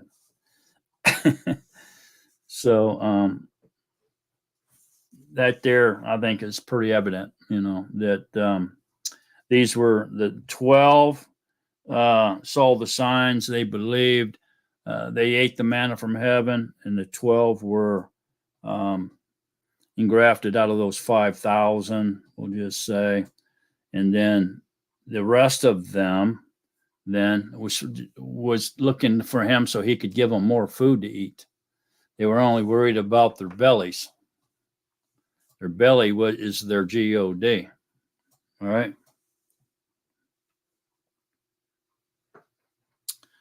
Do not labor for the food that is perishing,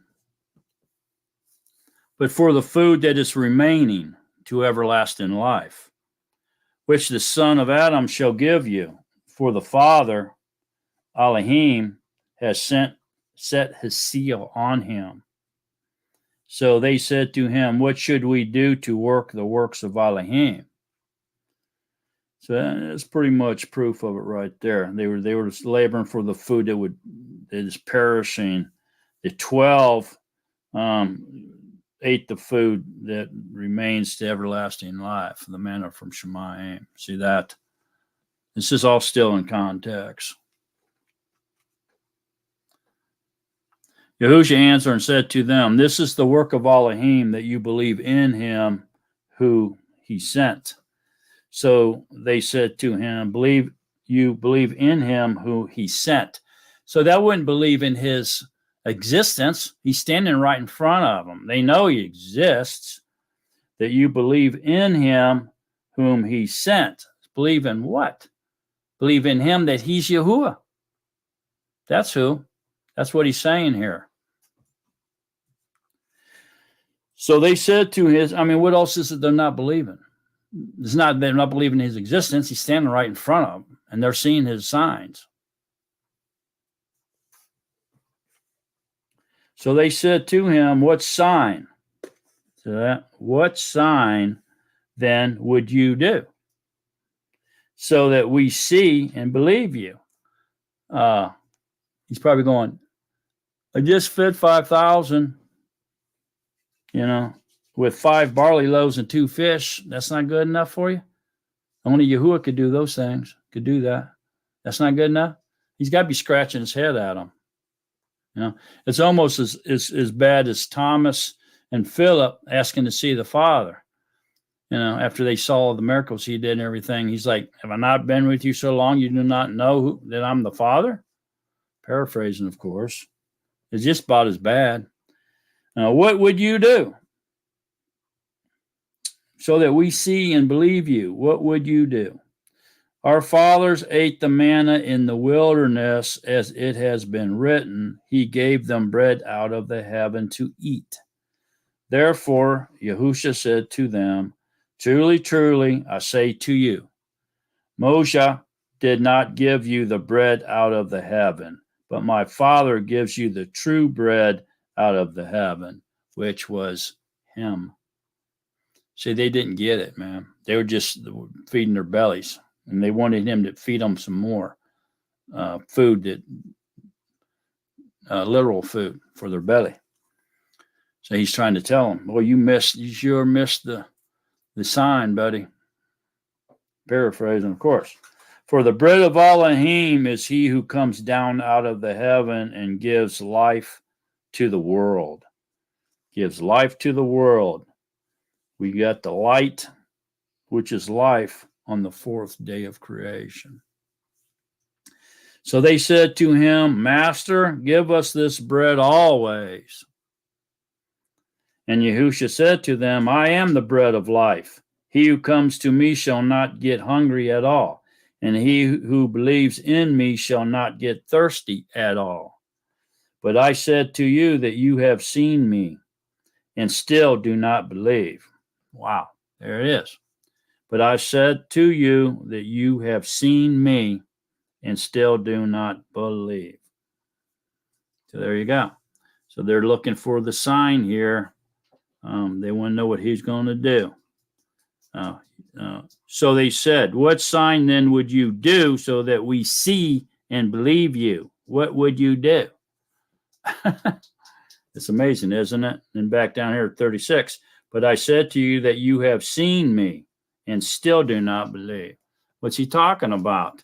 It's not his existence. He's standing right in front of him. He knows that he exists. He's real. And so what can it be? He's saying you have seen me and still do not believe. You have seen the Father. When you're seeing me, I am the Father. Okay?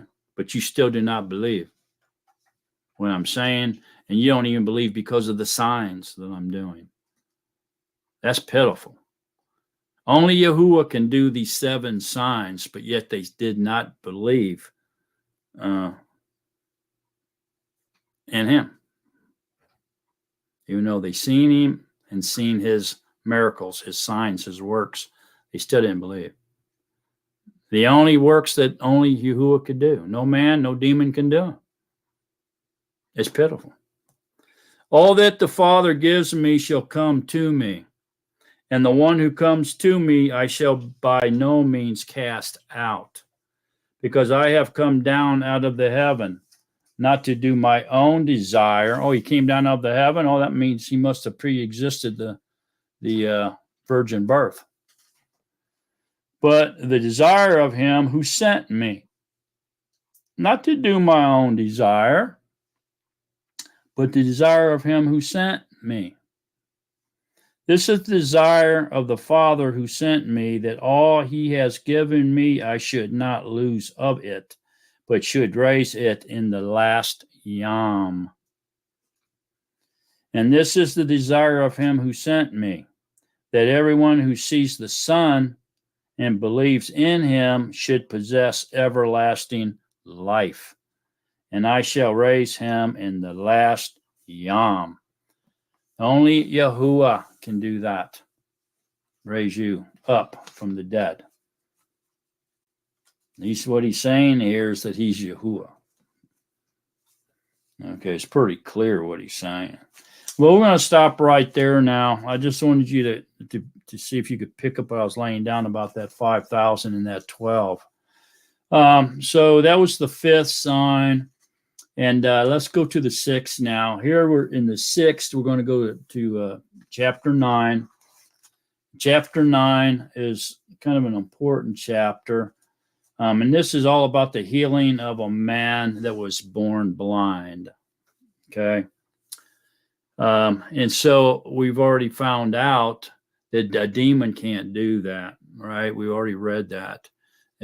Can a demon give sight to a blind man? No, he cannot. Only Yahuwah can do that. So man can't do it. Demons can't do it. Only Yahuwah can do it. But this is the worst of the worst. Okay. This is a man who was born blind. Okay. Born blind. Worst of the worst case scenario. So the only body can heal this man and give him back his sight would be Yahuwah.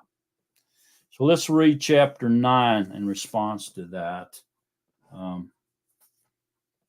And look at this marvelous and very important 6th sign here. This is the 6th sign. And passing by, he saw a man blind from birth. Blind from birth. And his pupils asked him, saying, Rabbi, who sinned, this man or his parents, that he should be born blind? Yahusha answered, neither this man nor his parents sinned, but that the works of Elohim might be made manifest in him. Ooh, so he was born for this moment, to esteem Yahuwah. But that the works of Elohim might be made manifest in him. The works of who? Yeah, Yahuwah, Elohim. That's who.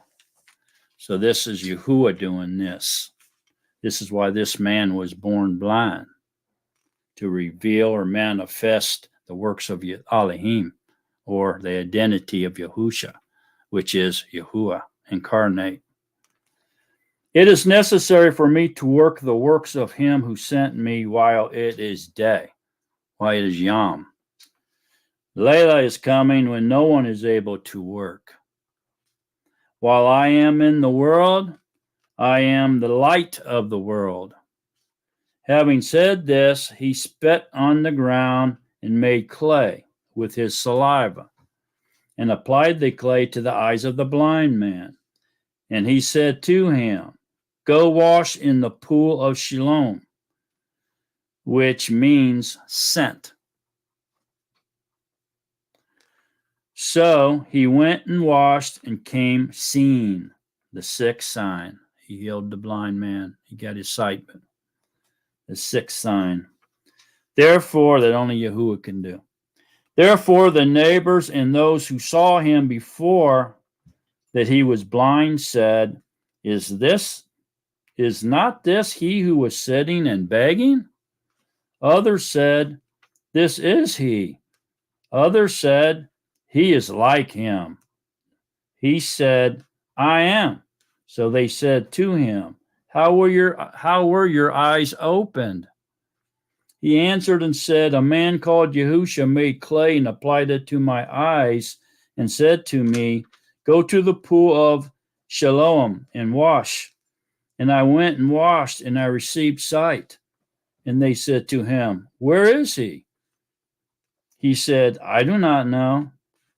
They brought to the they brought to the Prushim the one who was blind.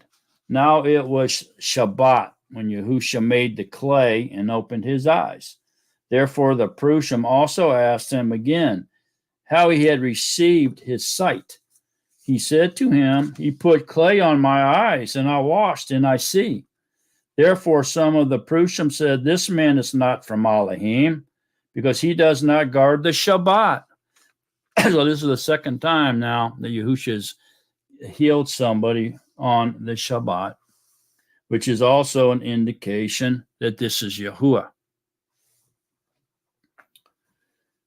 Others said Yahuwah is the master of the Shabbat. Others said, How is a man who is a sinner able to do such miracles? So they're thinking he's a sinner because he healed this man on Shabbat. And there was a division among them. How's he able to do these works, these signs, these miracles, and he's a sinner because he breaks Shabbat?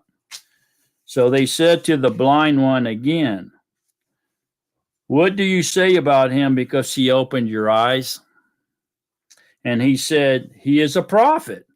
However, the Yehudim did not believe concerning him that he had been blind and received his sight, till they called the parents of him who had received his sight. And they asked them, saying, Is this your son, whom you say was born blind? How then does he now see?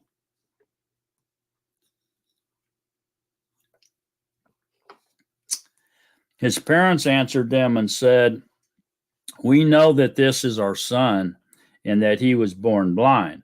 But how he now sees, we do not know.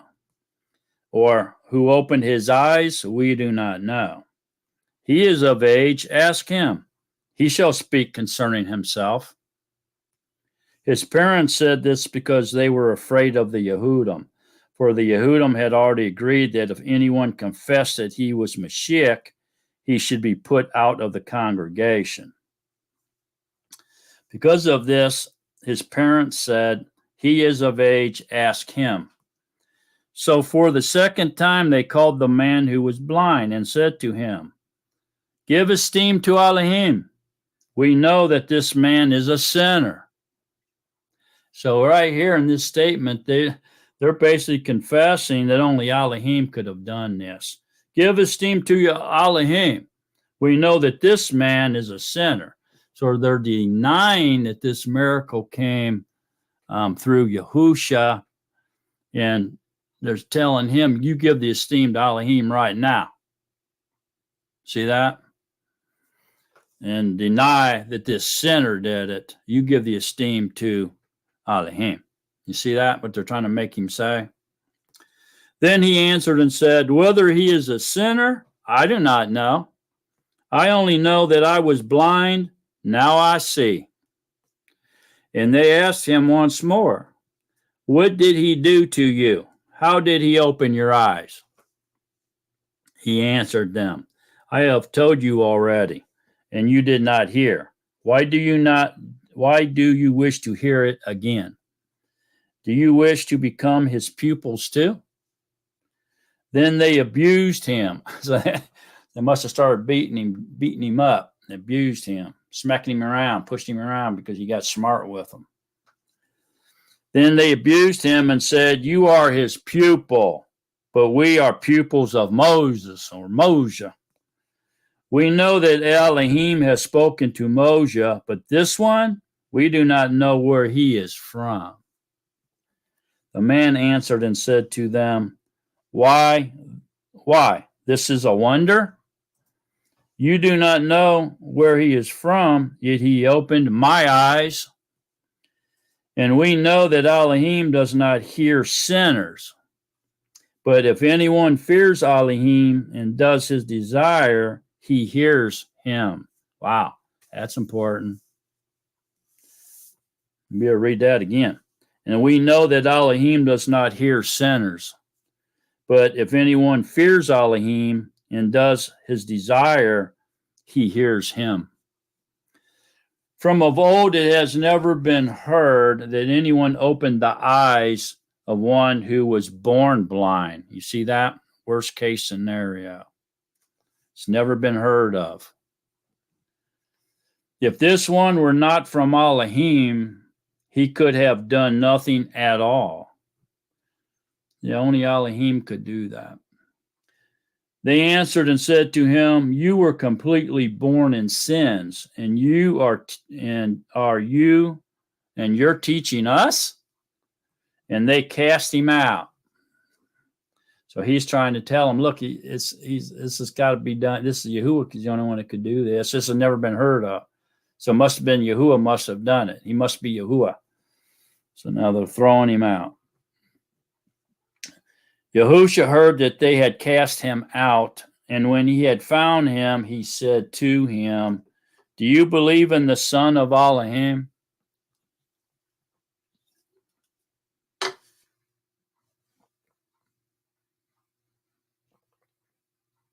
He answered and said, who is he, Master, that I might believe in him?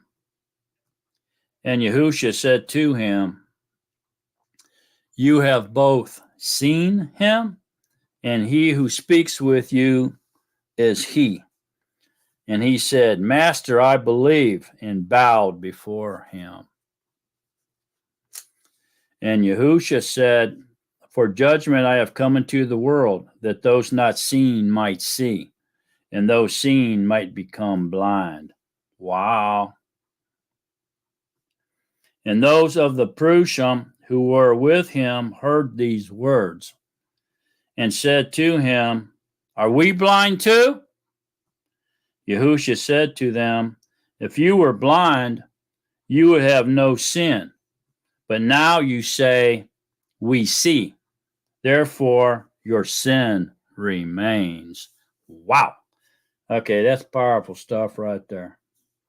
Okay, I want to take that pause here for just a moment on this sixth sign and go to Genesis 3. Turn to Genesis 3, 5, 7.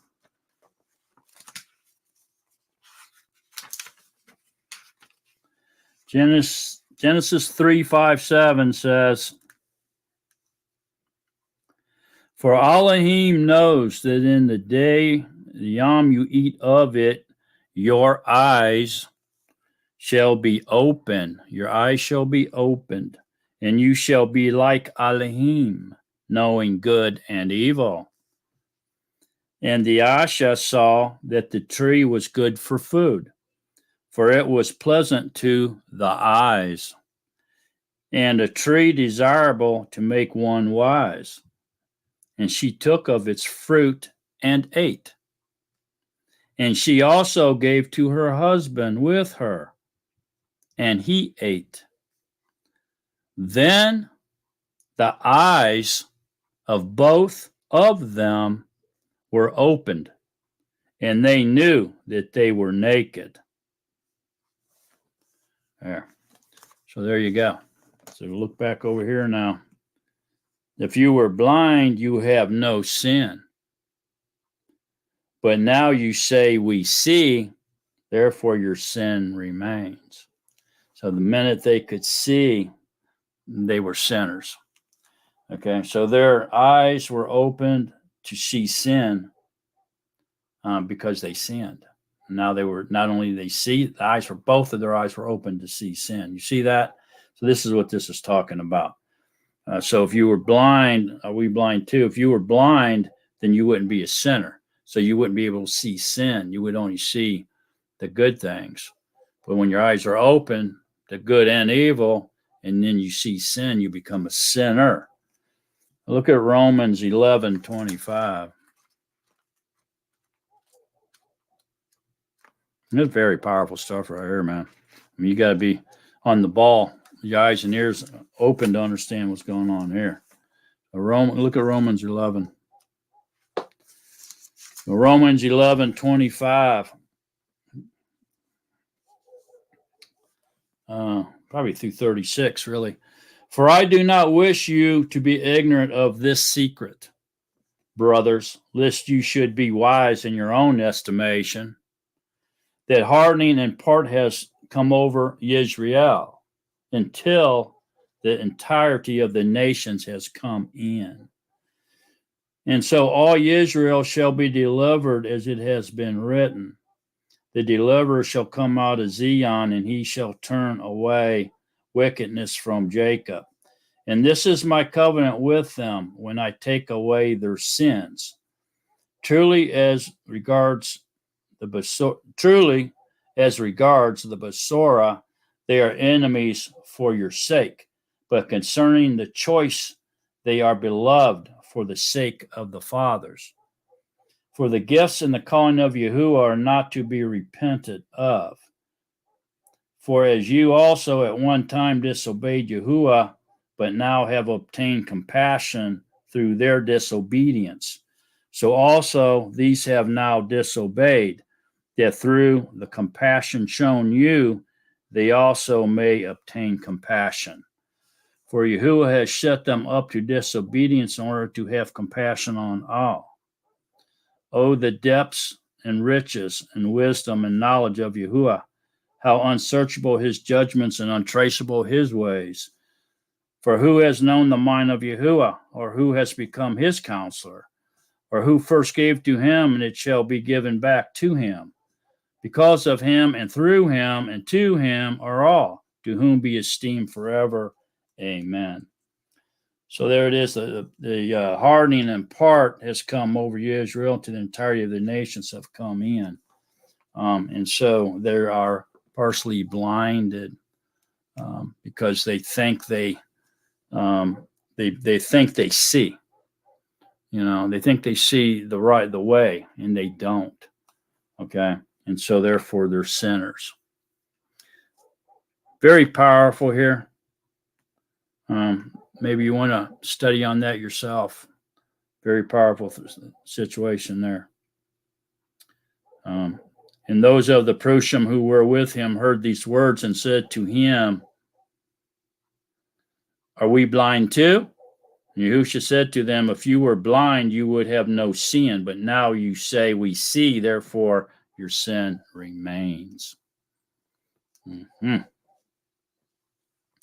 See, that's where your eyes are open to sin, man. And so we take that and refer over to Genesis 3, especially verses 5 through 7, and Romans 11, especially verses 25 through 36, and to study that on your own. Get a good understanding of that. It's very important. Okay, let's look at the seventh sign. Okay, so the seventh sign here is in Yahuchanan 11. This is obviously all about Alazar. and him dying, and that Yahusha raising him from the dead. Okay, now there's only one person that can raise somebody from the dead, resurrect them, and that would be Yahuwah. Nobody else can do that. Although they are trying to very, very religiously, they're trying to clone people. They're trying to do cyborgs. They're trying to splice DNA.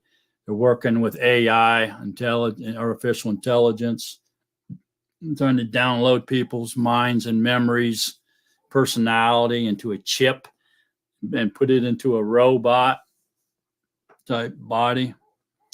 And so, yeah, they're trying to have eternity without Yahuwah, trying to eliminate Yahuwah and worship men, by making it possible for a man to achieve immortality through their devices and their inventions and stuff. But only Yahuwah can resurrect someone from the dead and give them everlasting life. Here's the big key, everlasting life. Wow. Okay, so sign 7 is really, we can limit it down to 43 and 44. But I like to go ahead and read this chapter because I just think it's extremely important chapter to understand, and we'll put emphasis on the 7th sign here in the verses 43 and 44 when we get there. Okay, 7th sign. So Yehukanan 11, let's read it. And a certain one was sick, Eleazar from Beth Anya, the village of Miriam and her sister Martha. Now it was Miriam who anointed the master with perfume and wiped his feet with her hair, whose brother Eleazar was sick. It's a possibility here that this Eleazar, which was also known as Lazarus, would be the author of this book titled John or Yehukanan. So it could be Eleazar Lazarus is the author here. And there's a lot of reasons for that we say that, but I don't want to dwell on that right now. So therefore the sister sent to him, saying, Master, see, he whom you love is sick. But when Yahusha heard, he said, this sickness is not to death, but for the esteem of Elohim, so that the son of Elohim might be esteemed by it. So in other words, this is for the esteem of Elohim, that this is happening, and it's not a sickness to death, because he knows he's going to resurrect him, wake him up from the dead and bring him back to life. And it's for the son of Elohim might be esteemed by it or revealed. Yahuwah says, I will not give my esteem to another. Okay, so this is saying that the son of Elohim might be esteemed by it, by resurrecting Lazarus or waking him up. You see that? So this must be Yahuwah who is getting ready to perform this sign of resurrecting the dead. Now Yahusha loved Martha and her sister and Eleazar. Therefore, when he heard that he was sick, then indeed he stayed at the place where he was, to Moriamim. Then after this, he said to the pupils, let us go back to Yehuda. The Talmudim said to him, Rabbi, the Yehudim were but now seeking to stone you, and you are going back there? And Yahusha answered, are there not 12 hours in the Yom? If anyone walks in the Yom, he does not stumble, because he sees the light of this world. But if anyone walks in the Leah, he stumbles, because the light is not in him.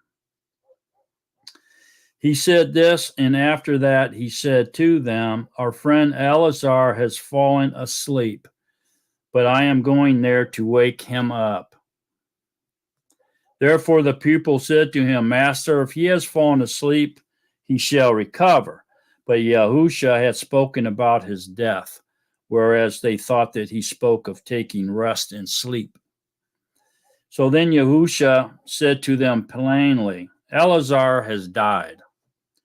And for your sake, I am glad I was not there in order for you to believe, but let us go to him.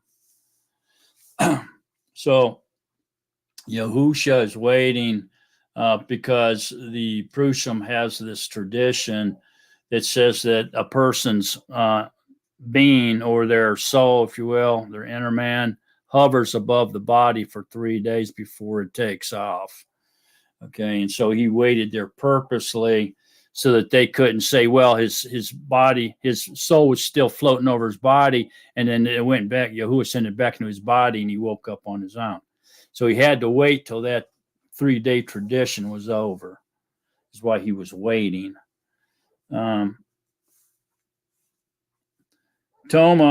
Thomas, who was called the twin, then said to his fellow pupils, let us also go so that we die with him. Therefore, when Yahusha arrived, he found that he had already been 4 yamim in the tomb. Now Beth Anya was near Jerusalem, about 3 kilometers away, and many of the Yehudim had come to Martha and Miriam to comfort them concerning their brother. Martha then, when she heard that Yahusha was coming, met him, but Miriam was sitting in the house. Martha then said to Yahusha, Master, if you had been here, my brother would not have died. But even now I know that whatever you might ask of Elohim shall give you. Yahusha said to her, your brother shall rise again.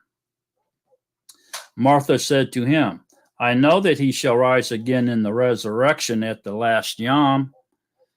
That's impressive that Martha knew that, don't you think? Since all these people seem to be in the mind of the flesh, I'm kind of impressed that Martha knew that.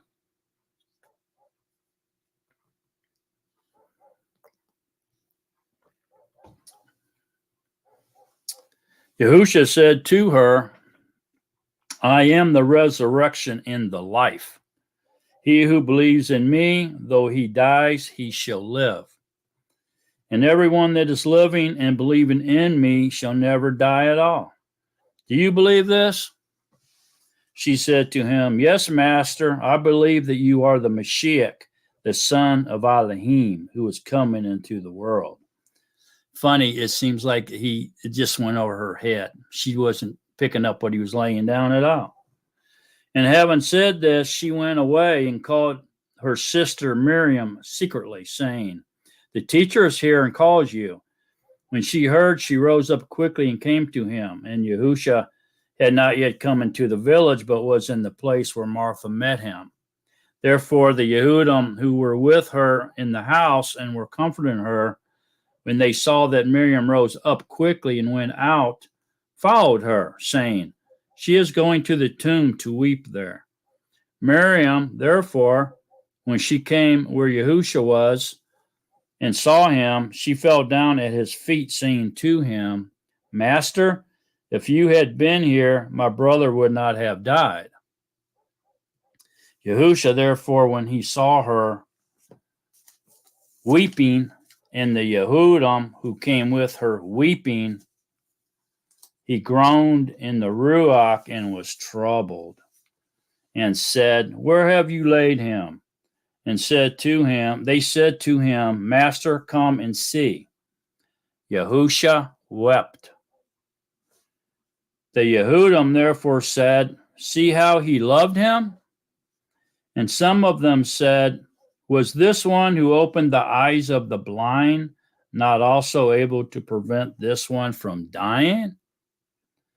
Yahusha, therefore, again groaning in himself, came to the tomb. Now it was a cave, and a stone laid against it. Yahusha said, take away the stone.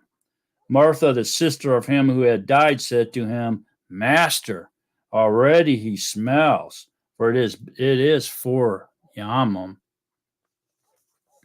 Yahusha said to her, did I not say to you that if you believe, you shall see the esteem of Elohim?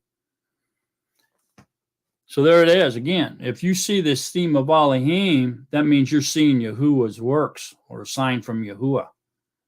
He's claiming to be Yahuwah right there when he said that. So they took away the stone where the dead man was laid, and Yahusha lifted up his eyes and said, Father, I thank you that you have heard me, and I know that you always hear me. But because of the crowd standing by, I said this, in order that they believe that you sent me. So see that? That's what we were just talking about earlier. He's talking this way in order for those who have ears to hear him knows what he's saying, and they understand who he is. The ones that he doesn't want to understand, they don't get it.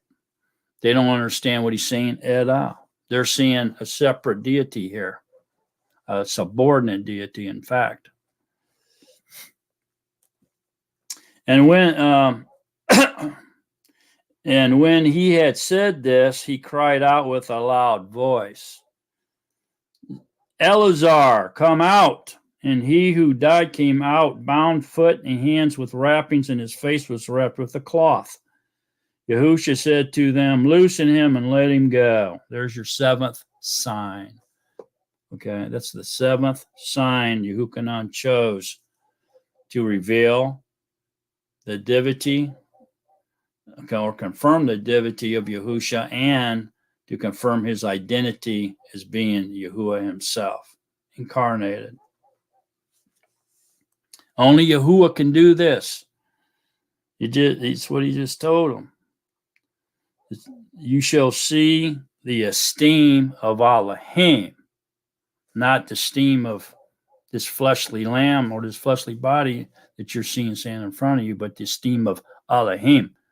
And that's who he was proclaiming to be. It's why the Perusian was picking up stones and wanted to kill him, because they fully understood what he was proclaiming to be the Father incarnated. They got it, man. That's why they wanted to kill him. Therefore, many of the Yehudim who had come to Miriam and had seen what Yahusha did believed in him. Believed in him, not in his existence. They believed he was Yahuwah, because only Yahuwah could do such a thing as raise somebody from the dead, and these other 6 previous signs as well. Don't forget, he did many, many more signs that was written in this book of Yehukanan here. Even you can go cover to cover, all 66 books if you want. He did way more miracles that's written in these. How do I know? Because it says that if all the miracles, the signs and wonders that he did was written down, that the earth itself couldn't contain the books. That's how I know. He did way more than what's written in the 66 canonized.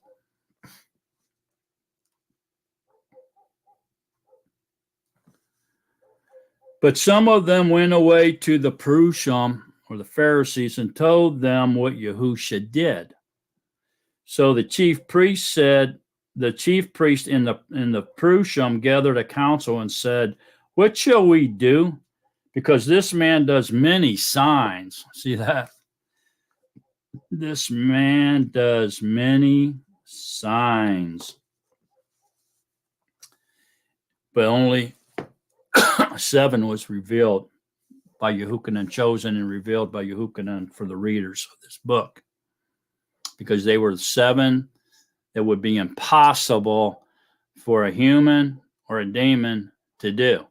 Only Yahuwah could do these 7 recorded signs in this book. That's why he chose them. If we let him alone like this, they all shall believe in him. Believe in him what? That he's a prophet? That he's the son of Elohim? No, they would believe that he is Yahuwah incarnated. That's what. And the Romans shall come and take away from us both our position and nation. And one of them, Quayaphah, being high priest that year, said to them, you know nothing, neither do you consider that it is better for us that one man die for the people than that the entire nation should perish. But he did not say this from himself, but being high priest that year, he prophesied that Yahusha was about to die for the nation. And not for the nation only, but to gather together into one the children of Elohim who were scattered abroad. So from that yom on, they plotted to kill him. That's powerful stuff right there. Yahusha therefore no longer went openly among the Yehudim, but went from there into the country near the wilderness to a city called Ephraim, and remained there with his pupils. Now the Passover of the Yehudim was near, and many went from the country up to Jerusalem before the Passover to set themselves apart. And so they were seeking Yahusha, and spoke among one another, standing in the set apart place. Where do you think? What do you think? Is he not coming to the festival at all? And both the chief priests and the Prushim had given a command that if anyone knew where he was, he should disclose it in order for them to seize him. So there you go, the seventh sign, the resurrection or the waking up of Eleazar from the dead. So there's the seven chosen signs. And like I told you, there's actually an eighth. So these seven signs here now represent the first 7 days of creation, the 6 days of creation, the seventh day of rest, the first week. Okay.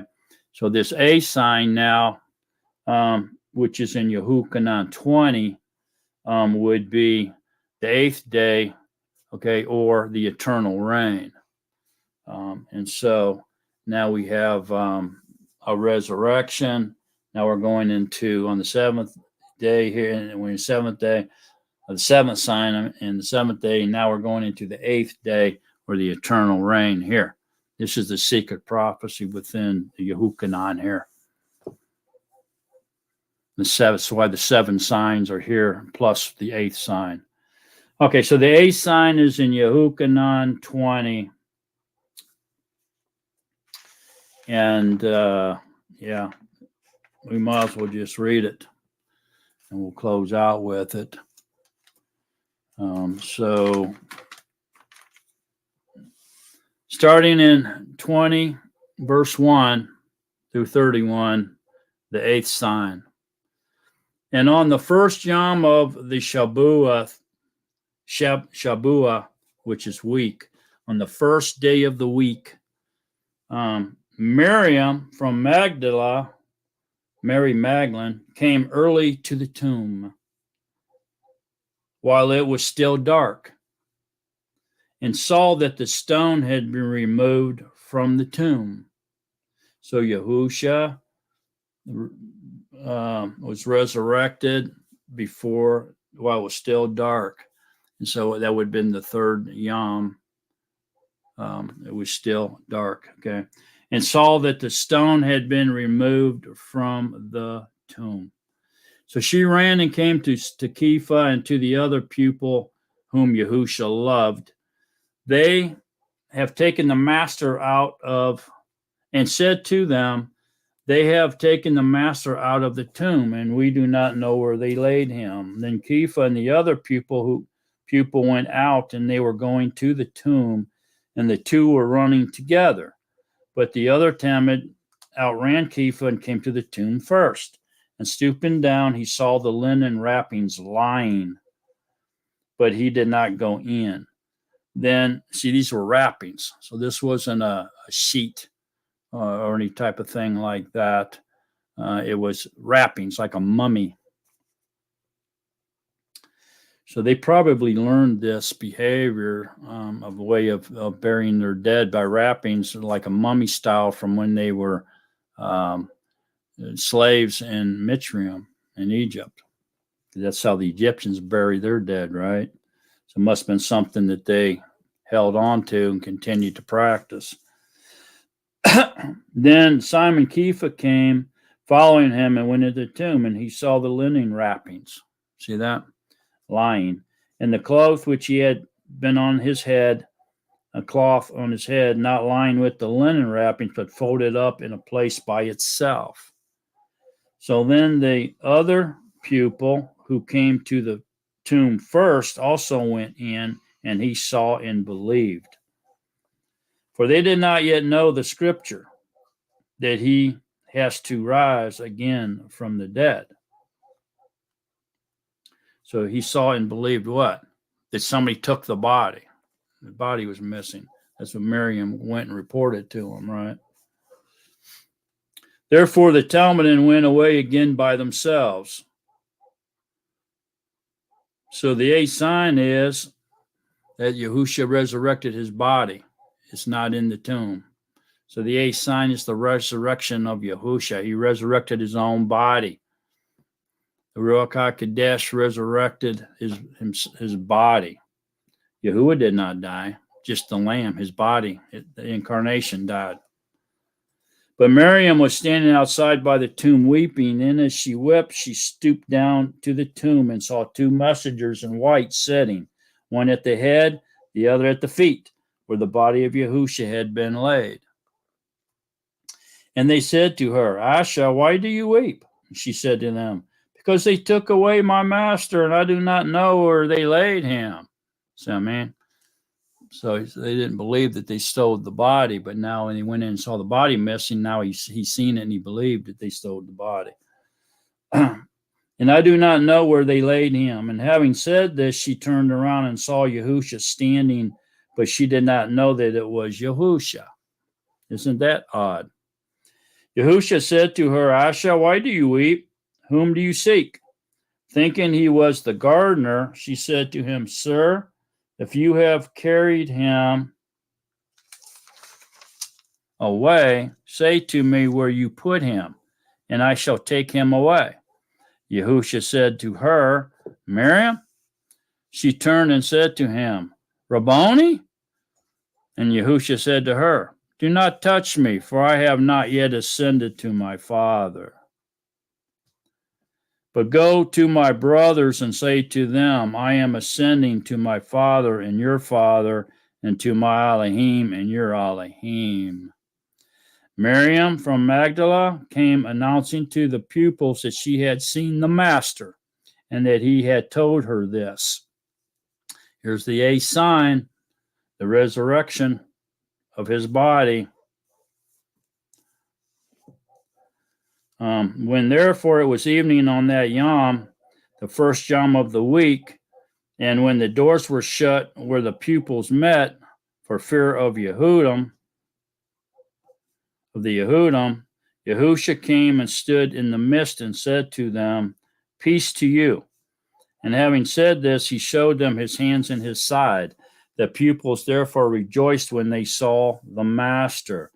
Then Yahusha said to them again, Peace to you. As the Father has sent me, I also send you. And having said this, he breathed on them and said to them, Receive the Ruach HaKodesh. If you forgive the sins of any, they are forgiven. What? How can they forgive the sins of people? You see that? So this isn't a sign, but how is it that they can do that? Because he just gave them the Ruach HaKodesh. So the Ruach in them has the power through his chosen vessel to forgive people of their sins. See, it's not the man doing it, it's the Ruach HaKodesh in them doing it. If you retain the sins of any, they have been retained. So there you go. If you don't forgive their sins, then they're not forgiven. So this is the Ruach HaKodesh in them. He had given it to them in order to have this power. Not them doing it, but the Ruach HaKodesh dwelling them doing it, forgiving the sins or retaining the sins. It was always Yahuwah doing everything. Okay, it was never the man. But Thomas, called the twin, one of the 12 was not with them when Yahusha came. So the other pupils said to him, "We have seen the master." But he said to them, "Unless I see in his hands the mark of the nails, and put my finger into the imprint of the nails, and put my hand into his side, I shall by no means believe." And after 8 yamim, his pupils were again inside, and Thomas with them. Yahusha came, the doors having been shut, and he stood in the midst and said, "Peace to you." So here we can see, Martha didn't recognize him, so he could shape shift, or he could make her think she was looking at somebody else, whatever, more likely shape shifting. And here he could walk through walls, defy gravity and walk through walls.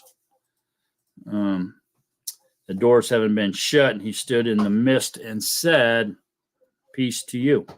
Then he said to Thomas, "Bring your finger here and see my hands, and bring your hand and put it into my side, and do not be unbelieving, but believing."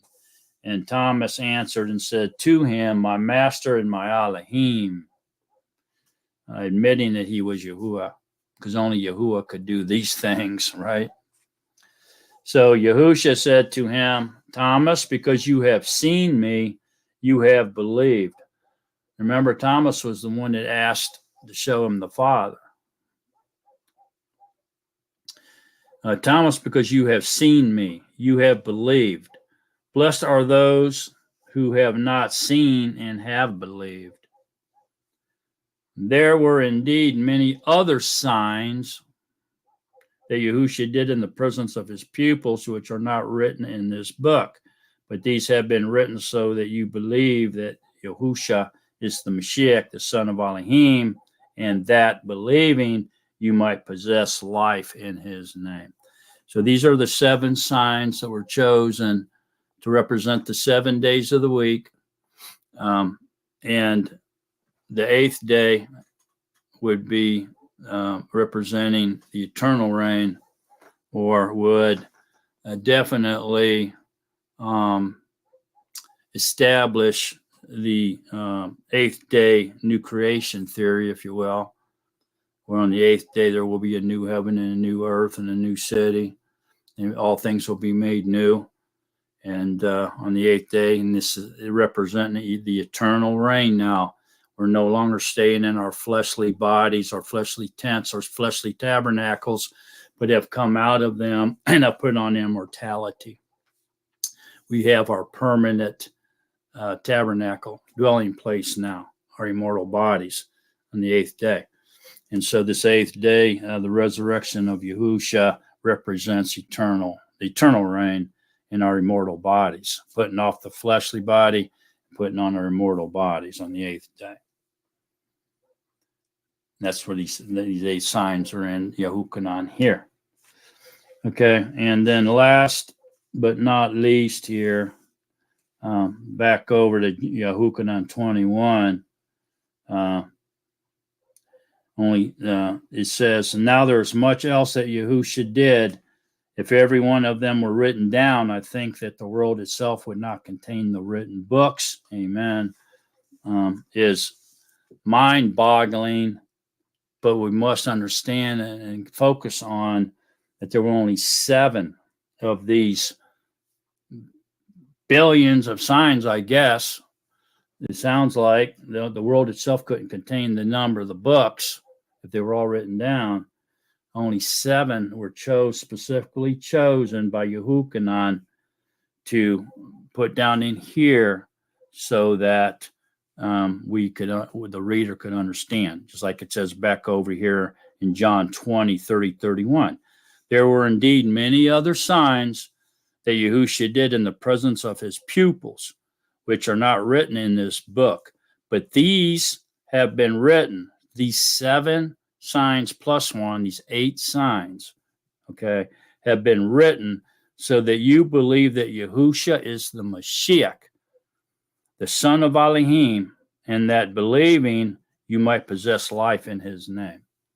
So you're believing what he was proclaiming, and that is he's Yahuwah. He is the Father incarnated, only to be seen, heard, and understood by those who he chooses to understand. Okay. All right. So that's it. That's this evening's study. I think we'll leave it right there. And I hope everybody was able to learn a lot from that study. I know I did. And I found it quite amazing that these 7 signs are absolute proof, without a shadow of a doubt, overwhelming evidence that these works that Yahusha was doing could only be done by the one true living Yahuwah.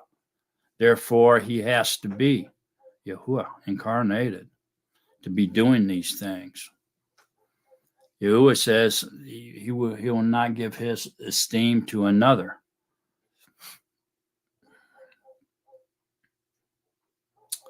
So very interesting, the book of Yehukanan, the memoir of Yehukanan, the Nazarene, if you will. And very powerful stuff, man. Very powerful. So what did he do? Well, he changed water into wine. He made a crippled man walk. He made a man blind from birth see. All right. Another cripple walk. He resurrected somebody from the dead. He did these things that only Yahuwah could do. Now, he did a lot of other things, but they could mess with him with them. They could be, they could argue and back and go round and around and around in a circle, right? So he was sure to pick these 7 or even 8, not only representing the creation week and our eternal reign, the eternal reign, but all those things that only Yahuwah could do. And you can't argue against them. You got to say, if you want to be honest, if we're to be honest, we have to look at these 7 signs plus the 8th sign, and we have to say, only Yahuwah can do those signs. If we want to be honest with ourselves. You can't credit them, give that esteem to anyone else. No human, no demon, nobody. No Malachim, nobody except for Yahuwah could do those things. So we have to use some common sense here, and we have to come to the conclusion that Yahusha is Yahuwah incarnated. And the only thing that makes sense is because he's omnipotent, and omniscient, and that Yahuwah can manifest himself any way he wants, in many ways as he wants, and anywhere he wants. So he can absolutely play 2 roles, 3 roles, 50 roles, manifest itself a billion ways, play 100 billion roles anytime in the timeline of the creation he wants to be in, all at the same time. So the only way for us to get off our high horse and denying his power and his majesty is for us to accept the fact that Yahuwah is everything, and Yahuwah is anything he wants to be when he wants to be it, wherever he wants to do it at. We have no right to restrict him, confine him, try to define him in any way, shape, or form. And we got to be out of our mind to even try to do it. We need to yield to the Ruach HaKodesh and his power, his all-knowing character, his all-present all the time character, his all-powerful character. El Shaddai, overwhelmingly mighty. And humble ourselves and walk humbly with Yahuwah till the end. All right. So love everybody. Glad you're all here, man. Missed you all week. Think about you all the time. You're always on my mind. And I'm always praying to Yahuwah and for you in the name of Yahusha, and for our, brothers and sisters and the congregation, the Netzarim. And just hanging in there, seeing what happens next, about all we can really do. So tomorrow on our Zoom at noon, we're wrapping up our study in Revelation, chapter 20, 21, 22, and that'll be a wrap on that study. It's been a great study. Most of you, the ones that have been there the whole time, you know as well as I do that a lot's been revealed, and Yahuwah has opened up our eyes and ears, giving us more knowledge, and it's been a great thing. And I've really enjoyed the study, and looking forward to wrapping it up tomorrow and moving on. But yeah, don't miss it. Be there, be square, and remember to stay in love with Yahusha. So long, beloved of Yahuwah. So long, Netzarim. See y'all next week.